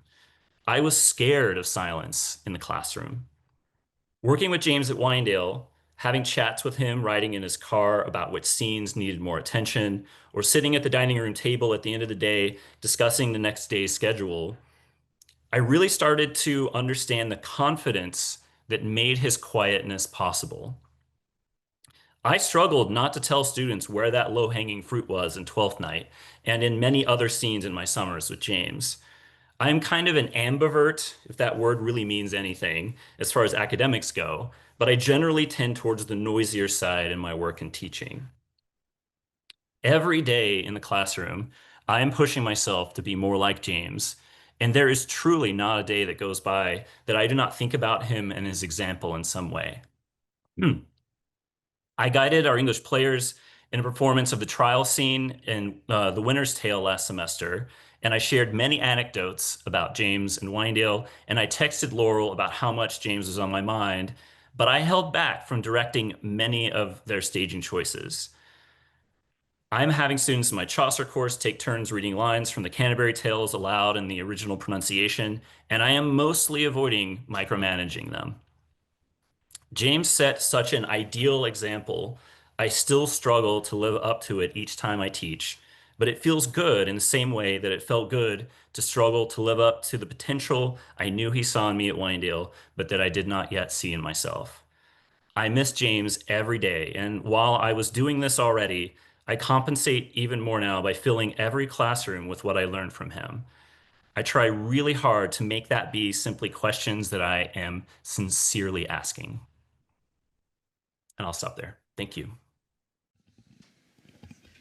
Just to keep things spicy, back to the same mic. Let's begin with a double meaning.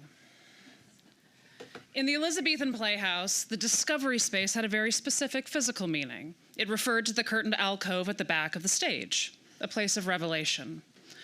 At any moment, a curtain could be drawn to expose a hidden lover, a spy, or even a corpse.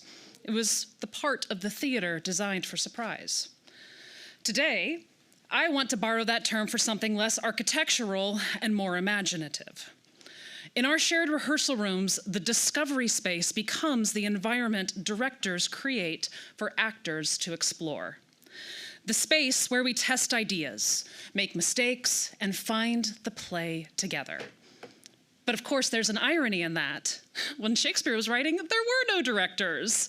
The plays were shaped collectively by the company of actors, shareholders, and playwrights. Choices emerged through doing, not through a single artistic vision. Yet 4 centuries later, Shakespeare has become one of the great testing grounds for directors whose interpretations now frame how we understand his plays. The discovery space, once a literal curtain, has become a metaphor for the creative room a director opens and sometimes controls. This talk explores that tension.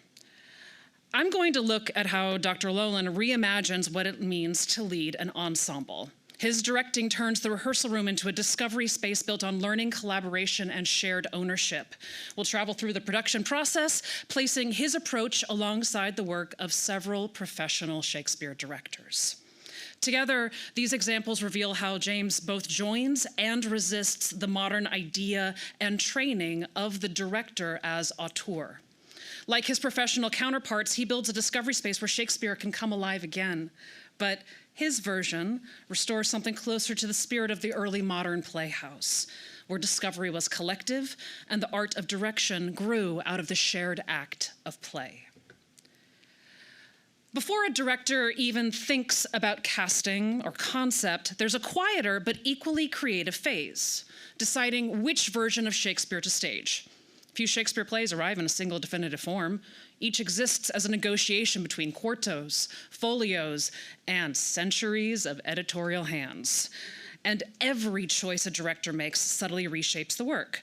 For many professional directors, this process is strategic. Take Tina Packer, for example. She approaches the text like a sculptor with a block of marble. Her goal is to uncover the living energy of the verse, cutting duplications, clarifying syntax, streamlining story so that the emotional core shines through. When preparing her production of King Lear, she trimmed the political subplots to tighten the human tragedy. For her, editing is interpretation, the director's first act of shaping meaning, an act of control that defines the play's focus. James treats the text differently. He does not begin with cuts or conflations. He begins with immersion, allowing the full play to reveal itself. Performing the folio of Much Ado, for instance, he embraced the eccentricities of the text rather than smoothing them over, letting the challenge of the language and structure become central to the production. Cuts and role mergers were practical, not conceptual. With only 16 actors covering the more than 60 roles in Henry VI Part 2, he merged multiple Lancastrian supporters into a single superlord. But otherwise, the text remains intact. Rather than remove a joke whose punchline had long since been lost to time, James kept it in, inviting both actors and audience to experience how comedy evolves across centuries.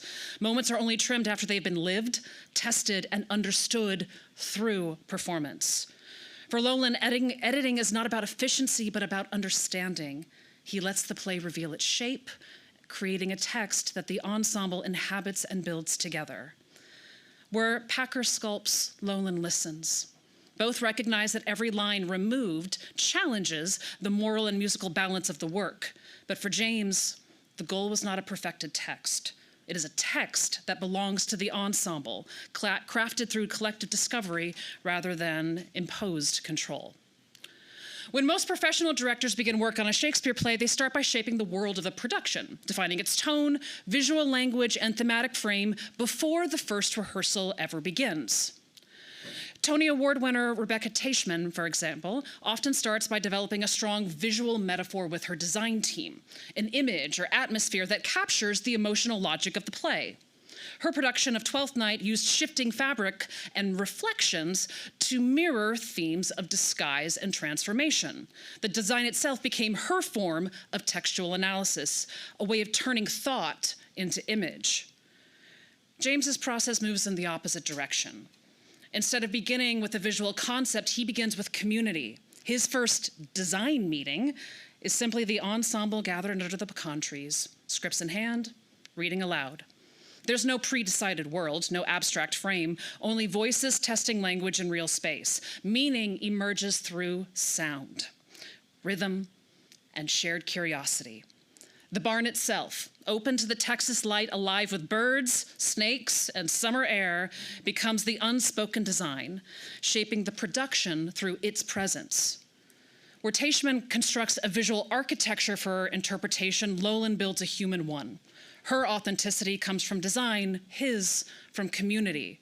Both aim to make Shakespeare visible, one through image and one through ensemble.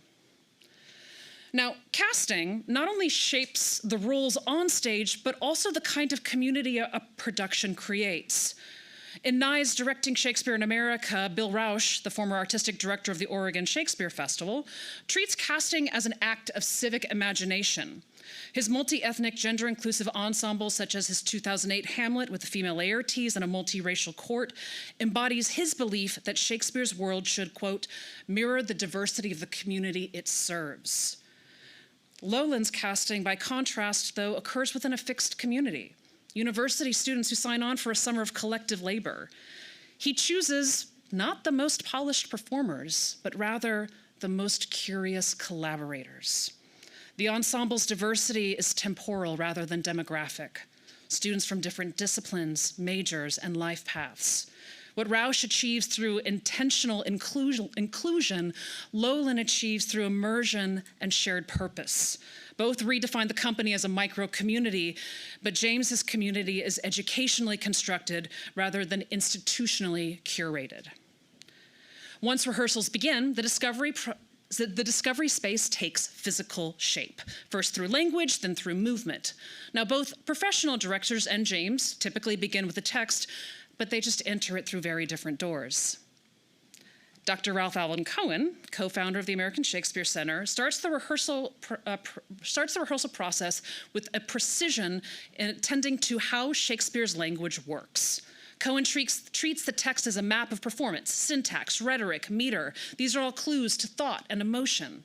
He trains actors to make structure visible, to let the verse itself dictate behavior. His table work is fast, bright, exacting. For him, understanding the architecture of a line brings freedom within it. Precision becomes the gateway to play. Now, James shares that same devotion to verbal accuracy, but the spirit behind it is different. He was famously attentive to his dropped syllables and insisted that actors be word perfect, but not out of pedantry, out of reverence. His knowledge of Shakespeare's language was encyclopedic. He could recite entire scenes from memory, tracing patterns of phrasing across the canon and noticing how a single word's placement could shift meaning or rhythm. Yet James never carried that knowledge like authority. He used it to inspire curiosity and to open new paths of discovery for his students. Rather than impose a single correct reading, he invited the ensemble to test the text and performance. At Wyandotte, table work seldom stayed at the table. Actors stood and moved and sounded the lines, learning how meter drives motion, how pause shapes intention. Discussion and embodiment became one and the same. That precision also gave Loehlin's ensembles a shared goal, His high expectations provided something tangible to strive for, a standard that was demanding but deeply rewarding. When the company achieved a passage of flawless text work, he celebrated it with genuine delight and plenty of snacks, usually coated in deeply artificial flavors like Cool Ranch, nacho cheese, or Flamin' Hot Cheetos. But also by reflecting that the language itself had momentarily come alive through them. His mastery of Shakespeare was never a display of expertise, but a means of invitation. Whereas Cohen's process seeks clarity through rhetorical form, Loehlin's finds it through collective accomplishment. Both directors honor Shakespeare's precision, but James transforms that rigor into community, a discovery space where knowledge is shared and mastery feels like belonging. In professional theater, late rehearsals often turn towards integration and polish. Directors merge acting, design, and pacing into the unified vision of the play. Joseph Hodge, artistic director of the Guthrie Theater, describes this phrase as finding the container of the play, crafting a coherent frame through design, rhythm, and tempo so that meaning can flow clearly to the audience. In his Pericles, shifting platforms and precise transition embodied the hero's journey. Every spatial and technical choice reinforced the emotional architecture of the production. James works towards a different kind of unity. His container is not built through design, but through fidelity and ensemble. The barn itself, open, rough, alive with weather and daylight, becomes both set and metaphor. Costumes are handmade, props are reused, scenery improvised. Where Hodge's direction orchestrates coherence, Loehlin's invites responsiveness. His theater strips away the mechanics of theatrical illusion so that language, body, and audience remain in direct relation. By necessity and conviction, James practices a kind of environmental realism. Actors have to adjust to shifting light, summer heat, and the rhythm of the space itself. As one former student put it, we found our exits by finding each other. The barn's limitations encourage intuition and trust, an echo of Peter Brook's Empty Space, reimagined through Texan dust and Shakespearean rhythm. Even as opening night approaches, James resists closure. While Hodge, like most professionals, move towards precision and tempo, Loehlin keeps rehearsals elastic because Windale values process over perfection. He treats the final run not as conclusion, but as continuation, a space where new discoveries can still emerge. Mistakes are not signs of failure, but signs that the work remains alive. His goal is not a flawless artifact, but a state of ensemble readiness, a collective equilibrium in which actors listen, react, and speak truthfully within Shakespeare's structure. In the end, Hodge's stage design achieves cohesion through control, Loehlin through community. One closes discovery in order to reveal, the other reveals by keeping discovery open. In most professional theater, opening night marks the director's withdrawal. By equity contract standards, you are not allowed to give notes. The production is set, the stage manager assumes authority, and the director's vision is complete. James approached that moment differently. For him, opening night was never a conclusion, but an expansion, the point where discovery met audience. He continued refining the work until the very last show, watching every performance and taking notes in his small black moleskin notebook. Every evening offered new adjustments, a recalibrated rhythm, a clarified phrase, a deepened connection. The play remained alive, porous, and responsive. Before each performance, as the audience gathered beneath the pecan trees outside the barn, James would step forward to welcome them, not with a curtain speech or a request for money, but with a conversation. He might speak about a line from the play, a bit of history, or the quirks of staging Shakespeare in the Texas heat. His aim was never to lecture, but to build a sense of shared curiosity. These informal talks transformed the audience from observers into participants, weaving them into the fabric of the ensemble before the play even began. Under the pecan trees, the boundaries between classroom and theater dissolved, and community became the true stage. The intimacy of that exchange erased the boundary between actor and spectator. With no proscenium, no distance, the work unfolded in shared light and shared attention. Where most directors stepped back, James stepped forward, not to control, but to continue the conversation. For him, Opening night was not the end of the rehearsal, but its most public form, the play's ongoing education in how to be alive. Directing Shakespeare, whether in a London stage or a Texas hay barn, is an act of translation, of words into bodies and history into presence. Some directors shape performance through structure, concept, and technical control, crafting clarity from the text. But Dr. James Loehlin pursued it through pedagogical immersion, minimalism, and community. Yet I argue that these approaches are not opposites. They are complementary. Both honor Shakespeare's language and the actor's craft. Both seek immediacy and intelligibility. What differs is authority. Some shape meaning from above, while James nurtures it from within. And perhaps this brings us back to the discovery space. That curtained alcove at the back of the Elizabethan stage where revelation waited just out of sight. In early modern theater, discovery was a moment shared between actors and audience, a sudden unveiling that redefined what was known. James's directing revives that same spirit. His rehearsal room and the barn itself becomes a modern discovery space, not for hidden bodies, but for living ideas, revealed through collective play. To direct Shakespeare, then, is to build that space anew. A room, a stage, a community where revelation can happen. James's legacy reminds us that the truest act of direction is not to control discovery, but to make it possible, to draw back the curtain and let others see what they've made together. Thank you.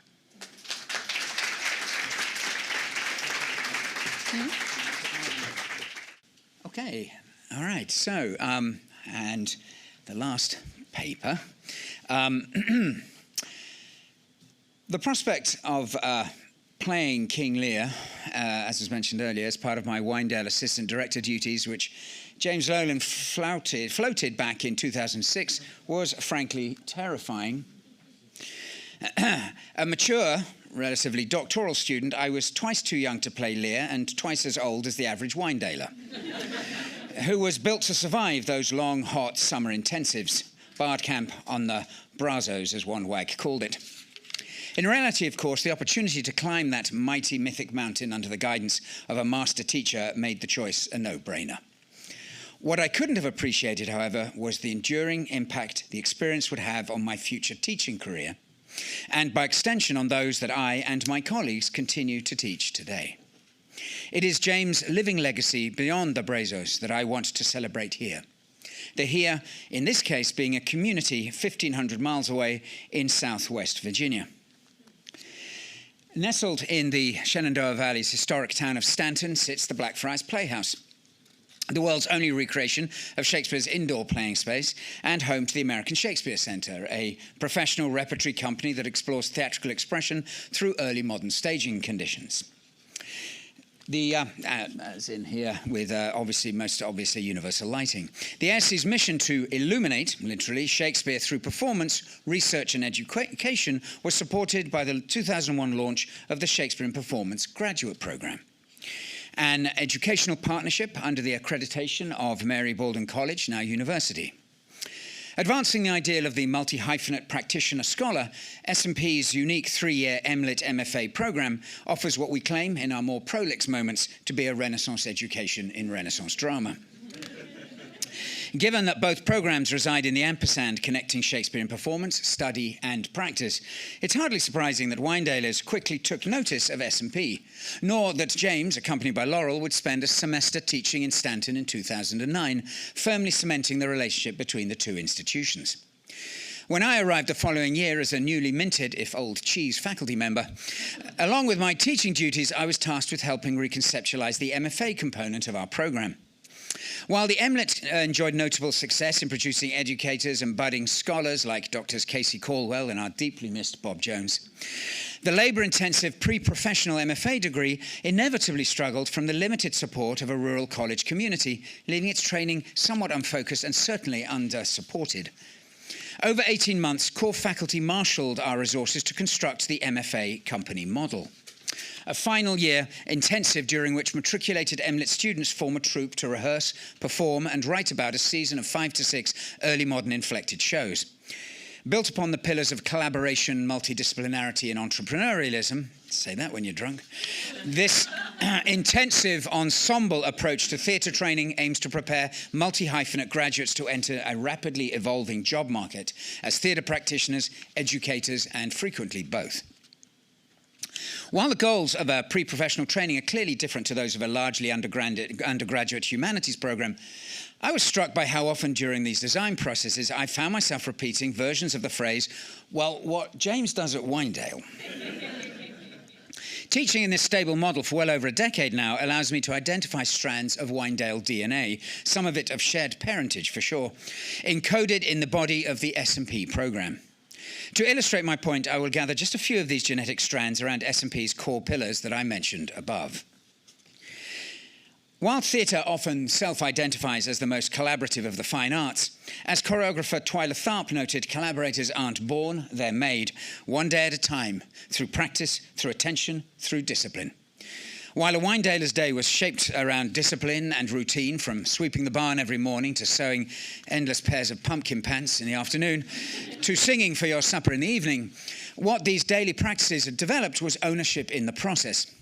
And much of this sense of shared responsibility came down to James's unique style of leadership. While he selected and cast each season and was the ultimate arbiter, James couldn't have been more different from the bawling staff sergeant of boot camp tradition. Soft-voiced and ceaselessly supportive, he recentered the role of the director as a side coach rather than a central authority, empowering his young actors to bring their own ideas to the staging of the plays. Trust in his students is the singular quality Wynedalers seem to associate with James. The trust, as one of my cohort, Sid Mahanta, who's here today, recalled, quote, in experimenting through language and play to find our own way out of an impossible speech, a tricky scene, or a strange romance. What James brought out in me in that summer was a deeper appreciation of the collaborative director. James once told me that the most successful seminar is the one in which the professor says least. Through Wynedale, he taught me that the same rule applies to directors. When graduated MLIT students come together in a 3-week May term to build their new MFA company each year, the dynamic between student and faculty fundamentally shifts. With the responsibility to define their identity, mission statement, community agreements, season selection, and main casting and production and committee roles, students participate in an endless, sometimes truly endless, discourse, identifying issues, offering solutions, and making decisions through debate and negotiation, assertion, and compromise. Producers, as much as instructors, the faculty guides and advises, giving students enough rope to run with their ideas, but not enough to tie themselves up in knots. We don't always succeed. By taking greater control of the means of production, students begin to acquire the agency of independent thinkers and artists. They become, if you will, quasi-Wynedalers. Despite claiming collaboration and versatility, the predominant approach to studying theatre through discrete training methods can just as often reinforce disciplinarity and individualism, what the French call the arthritis of specialization. Yet arguing for a more generalist education, even at the graduate level, Scott Walters reminds us that, quote, it isn't until relatively recently that artists began to be encouraged to specialize. Education has carved that idea in marble, end quote. 15 years as a professional actor in the UK and a system favouring typecasting and protectionism certainly fostered in me a scepticism towards the multi-hyphenate practitioner. Why risk being an unemployed jack of all trades when it's more bankable to be a master of one? Working under James at Wynedale taught me to trust in the value of the well-rounded, multifaceted theatre maker, both to the ensemble and to one's own artistic identity. Rather than casting for a preconceived concept, Wynedale productions shape themselves around the cast's diverse identities and skill sets to craft impromptu theatrical effects alive to their environment. Given our cohort's choral talents, for instance, our notably hymnal Lear incorporated the Welsh national anthem, Land of My Fathers, sung in Welsh, or Hen Vlad van Hadai, or phonetically My Hen laid a haddock. Now, as a member hearkening from Wales, I can attest that teaching Hen Vlad might break a company. But it can also forge unique theatre. The bodies of Lear and Cordelia being carried into the night through the barn's back doors to the refrain, gloire, gloire, accompanied by the hissing of cicadas and the distant rumble of thunder, is a dramatic scenario that won't often be repeated in the heart of Texas.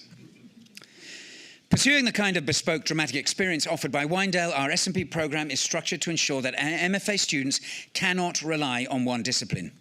In the MFA's for-production genre, a peer-directed education small-scale shows like AFTLS ones that tour, and a guest-directed and non-directed Renaissance show that perform in the Blackfriars, students engage their chosen concentration, whether in acting, education, dramaturgy, or directing, in 2 shows, while rotating through a different concentration for the remaining productions. They're minors, if you will. Company members also serve on committees covering such offstage aspects as production and stage management, publicity and marketing, tour booking, fundraising and hospitality, and editorial work on the company book. By developing these production skills, not only do artists for hire evolve into members of the ensemble, but we contend they also become more marketable in an increasingly gig-centered economy. Making postgraduates employable is necessarily the raison d'etre of the MFA company model and of the entrepreneurial spirit it fosters. Rather than preparing students to relinquish control of their careers to the cattle call, the casting director, and the agent, we aim to empower them with the agency to make their own opportunities, to contribute their skill sets to existing troupes, or to launch their own companies. Moreover, we offer our graduates the administrative as well as artistic wherewithal to survive and hopefully thrive in the current marketplace. While Wynedale is in the business of shaping young lives more than necessarily launching early careers, so many lessons students take away from working with James at Wynedale apply to those we seek to instill in our graduating Shakespeareans. Among them, the ability to communicate, the readiness to collaborate, and the courage to challenge expectations. Whether as journalists using their literary talents to parcel language or lawyers employing their problem-solving skills to engage with injured parties, our 2006 cohort found numerous ways to incorporate their Wynedale experience into their future careers. And for those who, like Rotimi Agbapiaka, become professional performers, Wynedale's training, built on what he quotes as kindness and a commitment to playing, end quote, produces theatre makers in the Renaissance mould. Just as our students might enter the MFA program identifying as performers or teachers, only to leave as director choreographers, or dramaturg scholars, or tragical, comical, historical, pastoral actor musicians, so Wynedale gave Rotimi the courage, in his words, to make a career as an actor, writer, director, and most recently, and assuredly most proudly, a teacher at James's alma mater, Stanford University. S&P's 4 concentrations rolled into one, the embodiment of the Renaissance ideal. Given our shared values and practices, it is hardly surprising that some of S&P's most successful students are Wynedalers. After the Wynedale wedding Laurel mentioned earlier, Rona Malomo will dash back to Stanton to join fellow Wynedale S&P alum Molly Martinez-Collins for the winter season at the ASC as professional actors. Conversely, some S&P graduates head down to UT to apply the lessons of practical stagecraft to critical analysis, while others in our current cohort have found a new star in the scholarly firmament of eco-criticism as they engage with Katie Brockau's groundbreaking scholarship, which promises to shape Wynedale's future in such vital and exciting ways. It is precisely this circularity of influence, this exchange of theatrical DNA, that continues to enrich and enliven both Shakespeare communities. As an expression of our mutual commitment to maintaining this relationship, the inaugural Loehlin Memorial Scholarships, which you heard about earlier, fund 2 Wynedalers to experience a week in the life of the S&P program. DJ Woodring, one of last year's cohorts, celebrated the fact that, quote, both programs emphasize the value of learning through constant questioning and constant growth, which seemed a fundamental of James's teaching, end quote. What clearly holds us together then, what binds our distant strands, is James in the present tense, whose passionate commitment to the pedagogical value of Shakespeare in and through production and enduring investment in each cohort offers a role model for his students and a roadmap for us all. It might take a colossus to bestride the 1,500 miles between Virginia's Shenandoah Valley and the Texas Hill Country, but they make them big in Texas, and none came bigger than James Loehlin. Thank you. Laurel helped me connect with some of James's former students and we asked them if they could share a teaching moment that stood out for them with James. Obviously, we could all talk till the cows come home and not run out of things to say, but I asked them to choose one moment that stood out for them from their time and touch on how James impacted their lives and their career choices. So we have Kara Martinez up there, and Dylan Davidson, Anya Upstill, and Johnny Meyer. So welcome, guys. And here we've got Lyndon. And Lyndon, remind me how to say it. Cook? Keck. I never did get that right. Okay. Kate Woodruff-Lange, and Sarah Albert's back. So we'll start with you Zoom folks, since you've been waiting in that waiting room. And Kara, why don't you go first, since you're in the upper left-hand corner. Welcome. Thanks for having me. Hi, everyone. I am Kara Martinez. I was in James's first class. I'm a firstborn along with Liz. We were very spoiled and indulged in the summer of 2001. After Wyandotte, I was teaching. I taught at the same high school that Laurel and James went to. I practiced for a lot of years in Austin's new work scene. And then I left and went Wyandotte Rogue and did a doctorate in theater historiography with a focus on avant-garde performance. I worked across the nation for a while in different professional theater settings, including one Liz mentioned, the Guthrie, with Joe Hodge. But now I am in Miami, where I am the Senior Director of Lifetime Support for Artists at Young Arts, which is a foundation in Miami. And all of those things have a lot to do with James's influence. But what I want to talk and tell stories about today is the way that a pedagogy of humor worked through James's work. James, I mean, very loving, but also a provoker, a teaser, a challenger. In the summer of 2001, I was gifted with the role of the Archbishop of Canterbury in Henry V. And what I can say to all these practitioners out there, just cut it. Go ahead and cut that part. There is just no need. There's no need to keep that.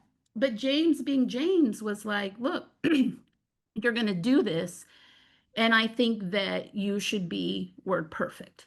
Now, the Archbishop of Canterbury performs these very long monologues, and one of which is called Salic Law.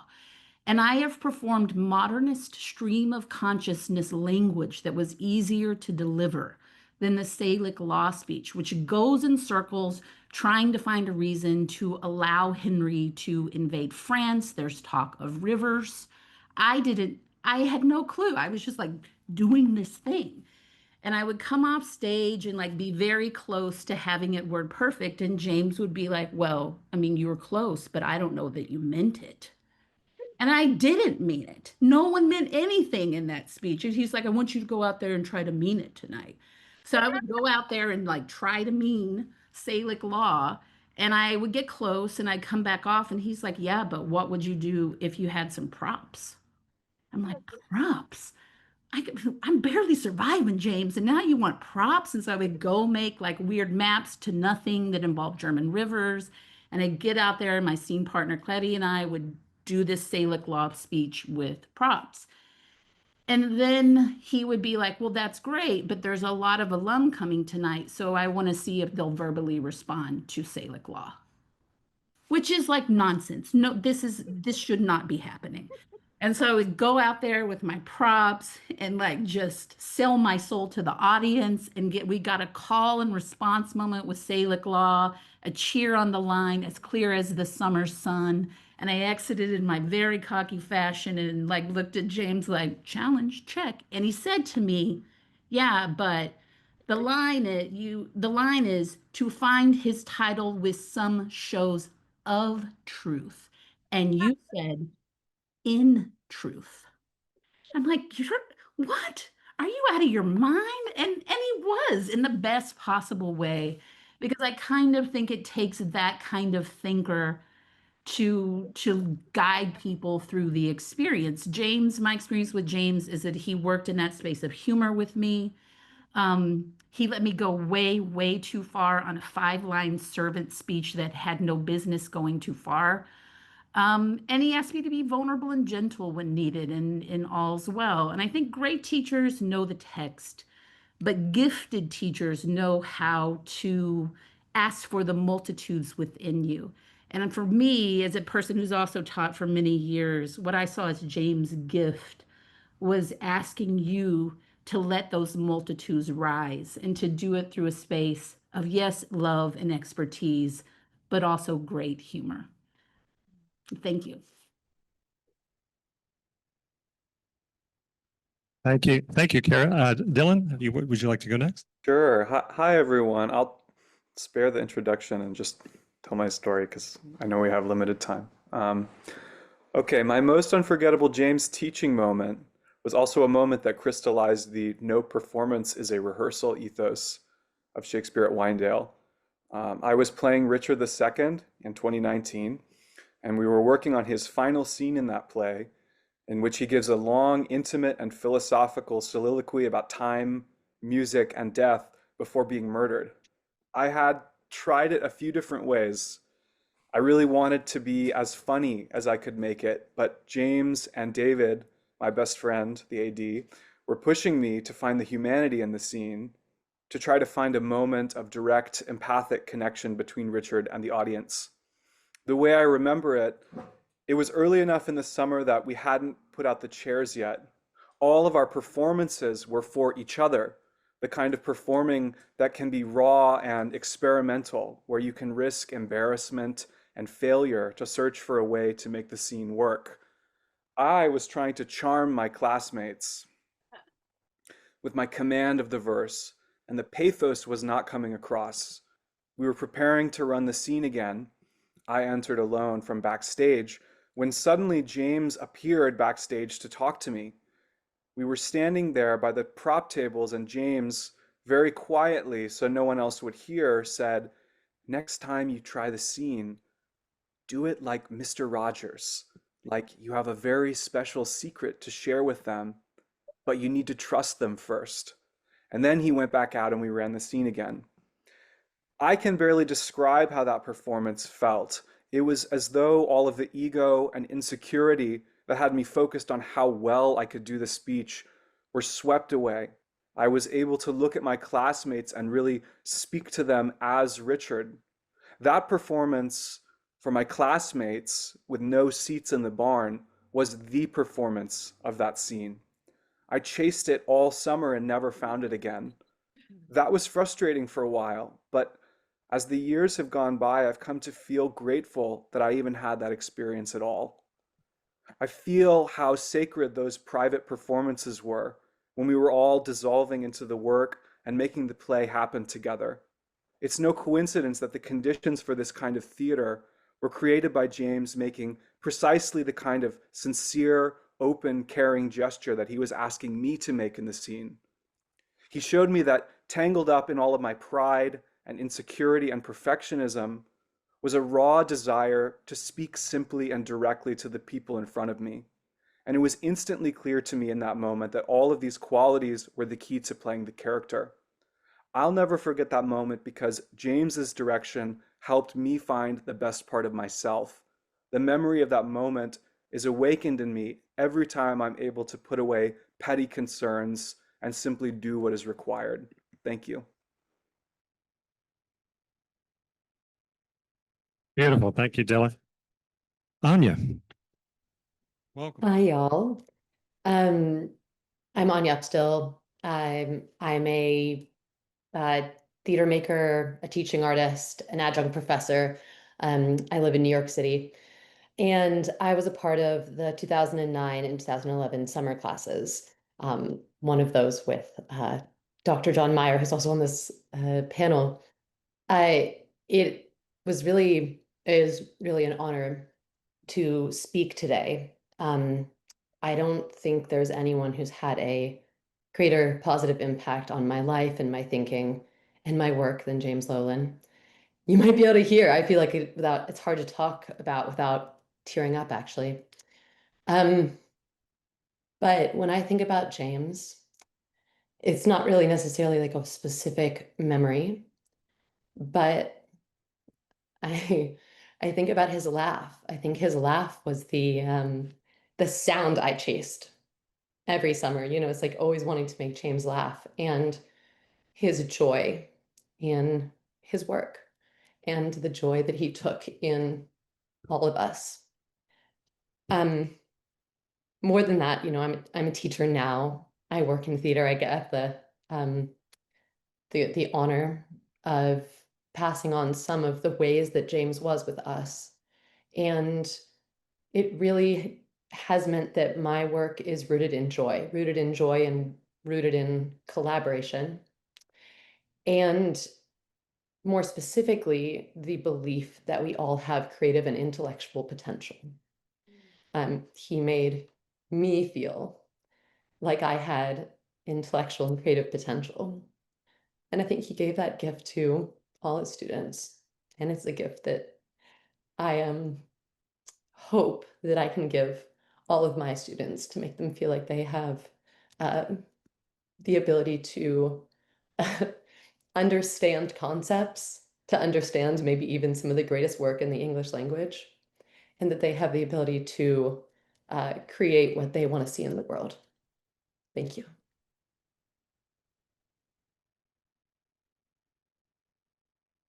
Thank you, Anya. Johnny, hey. Thanks, Clayton. Thank you, Anya.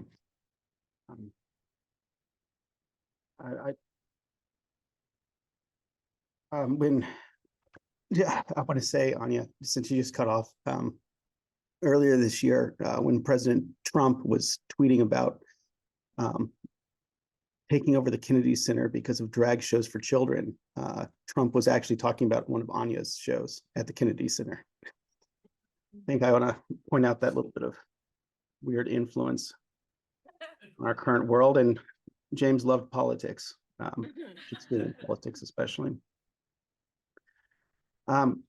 Gosh, James had such wonderful paradoxical good humor and gravity, right? That stern aspect that he carried with him so often. Both were so wonderful. I want to talk a little bit about a moment of adversity that we stumbled into just a few years ago during the pandemic, when I started writing an essay about the ties between the Wyandotte Historical Center and slavery, and the historical center's history as a slave plantation in particular. And he handled it with the same stoicism and good humor that he handled everything in his life. As I worked on that piece, though, you can imagine it, that's the kind of work that can really undo a lot of other people's work. So he was very stoic about it and very strong. And I would send him the essay, and he'd send me back careful notes about spelling, grammar, and sources.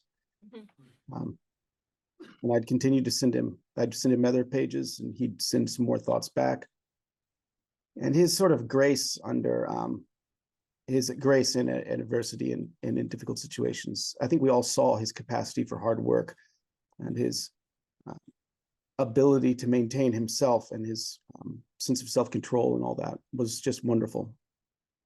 He taught us the horizontal power structures, which I think a lot of us still strive to implement in our own lives and around us, and with the people that we work with. And I really thank him, and I thank everybody who spoke today. I found it very moving and very hard to speak now after listening to all of you. Thank you.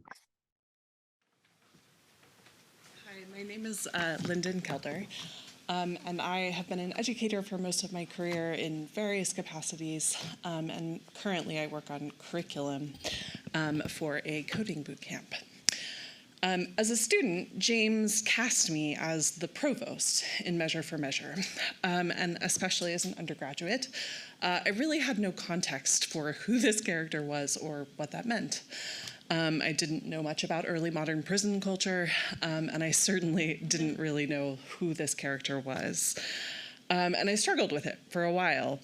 And eventually I sort of asked James about it, trying to find something to grab hold of. And his response was one of those sort of beautiful, simple James pieces of direction. He told me that the provost is someone who carries heavy things. And it's an incredible piece of direction. It gave me action to play on stage and in my scenes. But it also helped me orient to this character and who he was, that he was this person who took care of the prison and took care of the prisoners inside of it. And it was just this beautiful piece of insight about kind of labor, and how beautiful labor is as an expression of care and love. And that was the kind of insight that James excelled at. Shakespeare occupies this very lofty place in our culture, and especially as an undergraduate, you have this idea that it's something sort of special and outside of you and beyond you. And part of James's magic was making Shakespeare grounded and personal and lived in this way. It was also the kind of leader that James was as a person. So not only could he talk for hours about the gnarly late stage verse of Measure for Measure, or the philosophical quandaries of Hamlet, but he could also fix porticles and dig post holes and heave Gatorade coolers around. He carried heavy things, and he put care and love into all of the work that he did. It made Wyandotte a place where you got a true humanities education. You learned to analyze meter and explore Hamlet's existential crisis, and you learned how to be a human, how to engage in community, how to see manual labor as an expression of love, and how to use literature to explore yourself and the world around you. By making Shakespeare personal and grounded and entwining the study of literature with just the everyday work of living, filling Gatorade tubs and sweeping dust from the barn, we learn to see literature as a part of ourselves, an extension of our humanity and living, a position that it still occupies in my life today. Thank you.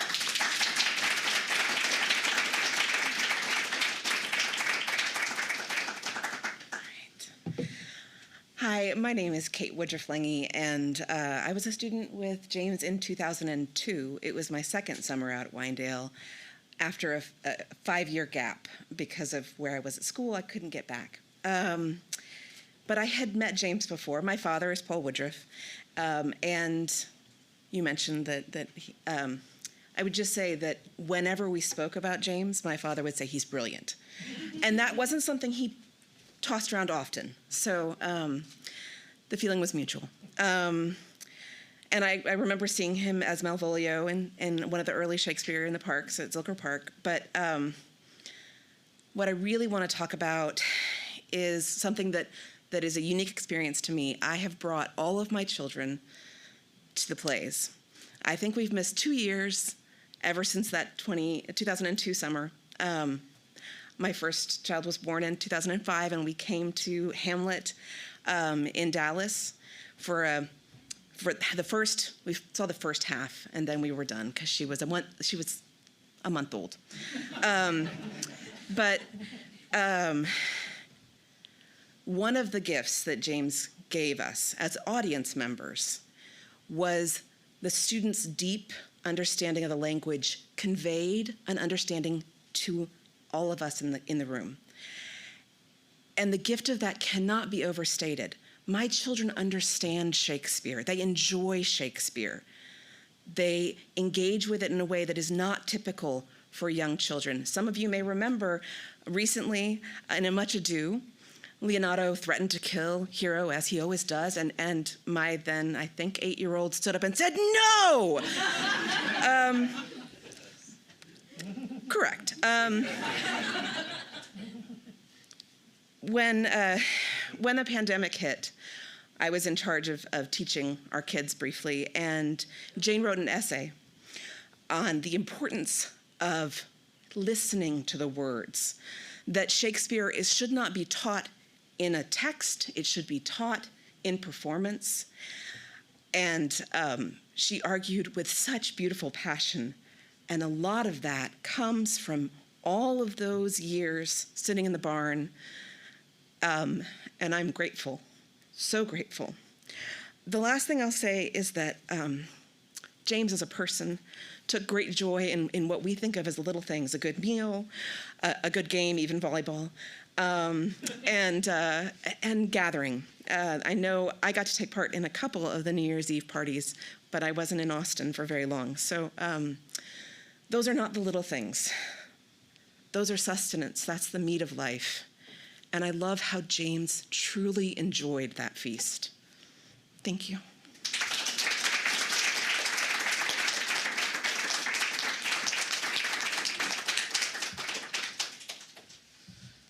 Hi, I'm back. I'm Sarah Elbert. Just on Kate's point there, I remember talking to my son who is like just miserable in 8th grade. And I was like, stick it out, buddy. You know, soon you'll be in high school and you'll get choose more of your classes. And then when you get to college, you're going to meet your people and things are going to click and you're going to find your peers and mentors that like will have you over to their house and have amazing dinners and you'll just get to know them and their spouses and you'll feel like family. And my husband looked over at me and goes, I didn't have that at a big public university. You know, my English degree was trying to wash me out. I was like, oh yeah, we weren't getting washed out. So I have little snippets of things, and I will try to be quick because I know we're behind. I have so many memories of learning from James as a student, as an employee. He hired me right when I graduated from University of Texas with an English degree that I got by way of taking so many Shakespeare at Wyandotte classes and then every possible modern drama or anything that James taught. And I did 3 summers. It looks like 2 years on my resume, but I'm very proud to tell everybody it was.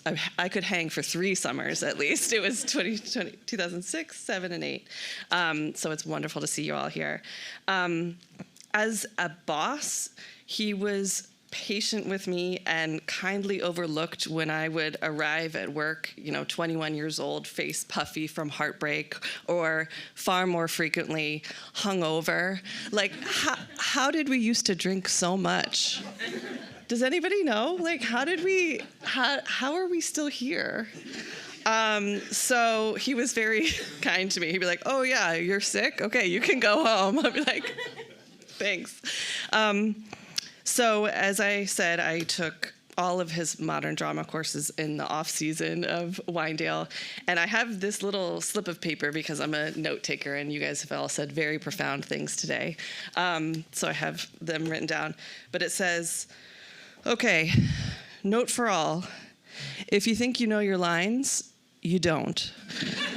And it's James and Loehlin, March 30th. I don't know what year, but I think it was the Cherry Orchard. And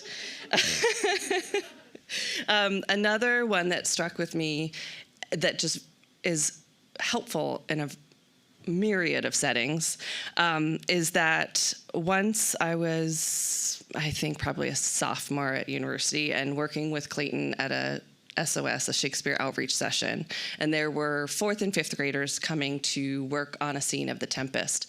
And James read my face that I felt like I had zero authority to be like teaching young minds this material. I hadn't been in The Tempest, I hadn't studied it thoroughly, etc. And he just looked at me and goes, don't worry, you don't have to know everything, you just have to know more than they do. And I was like, okay, I can do this. So as we've spoken a lot today, James would often refuse to give an answer when you really just like directly needed one. Like, what does Kate's final speech in Taming of the Shrew mean and what should we do? He wouldn't tell us. Still a little salty about that. But this talk has reminded me of a moment from when I was a student in James's early modern drama class, and I was, again, starstruck to be performing with Eunice Roberts, who, if you are watching this, Eunice, I'm forever in your debt for sharing oxygen with me. We were working on a production of The Cherry Orchard while James was writing his book. So the students in the production thought that like we're just having this one little piece, this one contribution to his dramaturgy. It was very exciting. But I was struggling with a line where I had to say "mama," and the whole time I'm speaking in my American accent, and the word "mama" was just like rolling around in my mouth so awkwardly, and but we weren't doing British accents, so it like just felt off. And so I pleaded with James. I said, I know it sounds weird, but may I say "mama" instead? And he looked at me and said, no. So like, yeah, sometimes he would give you an answer when you were like so off base. So I have immense gratitude for everything that James and Laurel and Wyandotte have brought to my life. And I will end with a quote from Rob Matney, who has also had immense influence in my life. And it's something that gets said a lot in my house. And it's being a student at Shakespeare at Winedale does not necessarily make you a more talented actor, but it does make you an absolute pain in the ass to go watch Shakespeare with. So thank you for that, James, on all of our behalf.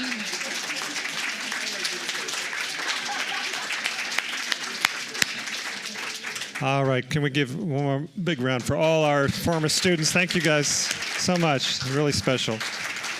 And we'll say goodbye to you, Zoom folks. See you in person soon, I hope. Well, wow. It's been an amazing day, and we're actually right at the end. And John, I don't know if before Laurel says the parting words, if you want to, do you want to say anything? I might save the last words for Laurel here.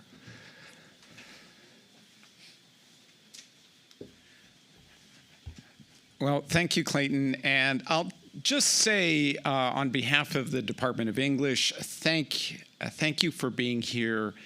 And I really do find it amazing that, in fact, James is still bringing us together in community. I think today's presentations, the panelists, the former students, all just pointed to how what James accomplished in life continues as a living tradition here at UT Austin, even as we move forward into the next chapter.